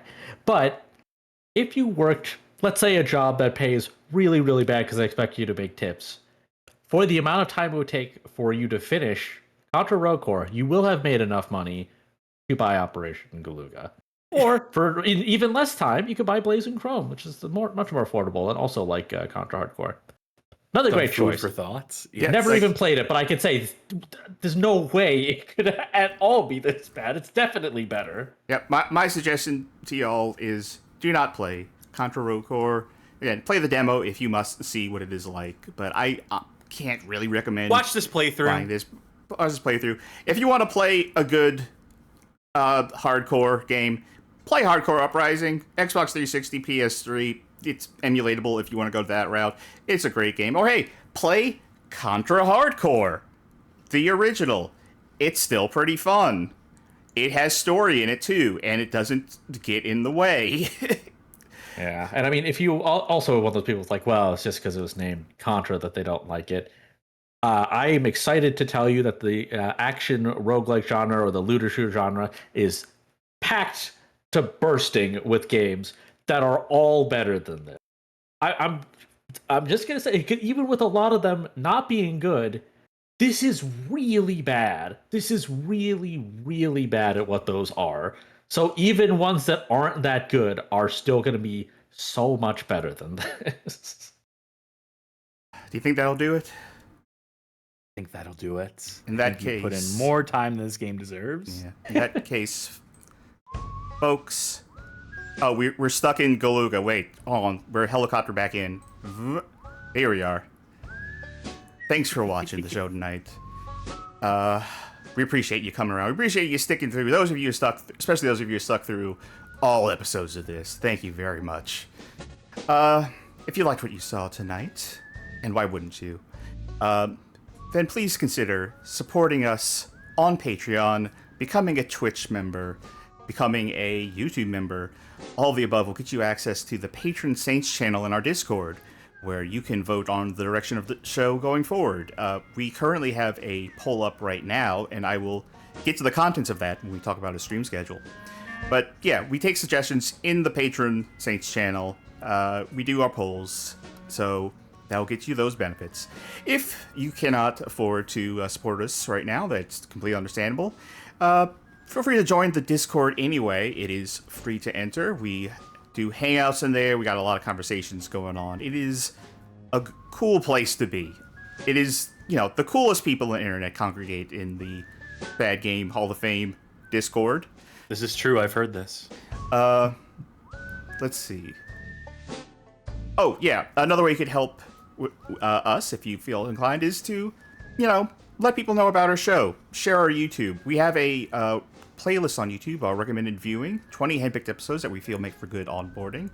Or if you know someone who likes Contra and wants to think, boy, I'd like to live in a universe where Contra was awful and nothing at all like what I like about it. Well, boy, howdy. Link them to this episode, this whole series, so they can see the worst timeline that we almost got ourselves stuck in. Let's see, what else we got? We got our stream schedule for the next week. On Thursday, we'll be doing the winner of that Patreon poll. Right now, the choices are based on anime games. So we've got Afro Samurai 2, Revenge of Kuma, Astro Boy, the video game, Dragon Ball Evolution, the game, Fist of the North Star, Ken's Rage, Ghost in the Shell, Standalone Complex, and Mobile Suit Gundam Crossfire. As I speak, there are 24 hours left to vote on this. If you're watching this on YouTube, you probably got about 12 hours. Yeah, give or take. But we will, whoever wins, we lose. Whoever wins, we will stream that on this coming Thursday. On Friday, unsure yet, right? We're not sure if Bag Game Hall of Fame is happening on Friday. If it is, whether it's Lifeline or Not So Pro Skater. Yeah. But time will tell on that one. Yeah. Up in the air. We'll say for sure on Thursday what we're doing. Saturday, we will be playing some of the worst games based on The Simpsons. Right now, we have our Bad Game of the Month Club going on in the Discord, where one of the games you can play is The Simpsons Skateboarding. Truly wretched. So, we're going to show off some of that and some other Simpsons games on Saturday. Then on Monday will be the return of Casual Monday, in which we play games that aren't necessarily bad. And then we're going to have to find something to do for the next Tuesday, because this series is over. We don't have to play Contra Roco anymore. Cue all the channel point redeems. Anyone do Dino Gem awarded, celebrate, bond moment, whatever. Cheers to you, Charkie. Thank you. Is there anything else, or should we go right into the raid? Let's go right into the raid. Oh, Okay. thanks. All right. Stop using great rewind. redeem. Yeah. All right. We'll Thank get you. right on Solve the that. maze. In Wait. short time, Okay. your fate will be sealed. Y'all I'm redeem looking those at- while I look up who to raid. Wow, Uh-huh. she's beautiful. Thank you. Very good. Let's see. How about Neon Arcade is playing RoboCop on the NES/Amiga for a That's what 38 I was years of leaning RoboCop towards. stream. Yeah. So yeah, let's do that. So No more fooling let them around. know that we sent you when we head out there. But that'll do it for right now. So so Cass, just so you know, when I host the show, I don't make our guests come up with names for themselves. So I can just say, I've been Charkie. I've been Sid. I've been Contra Cassidy. We'll work on I've been this. Contra Cassidy. Thank you all for joining. And good night, everybody. Bye. Toodles.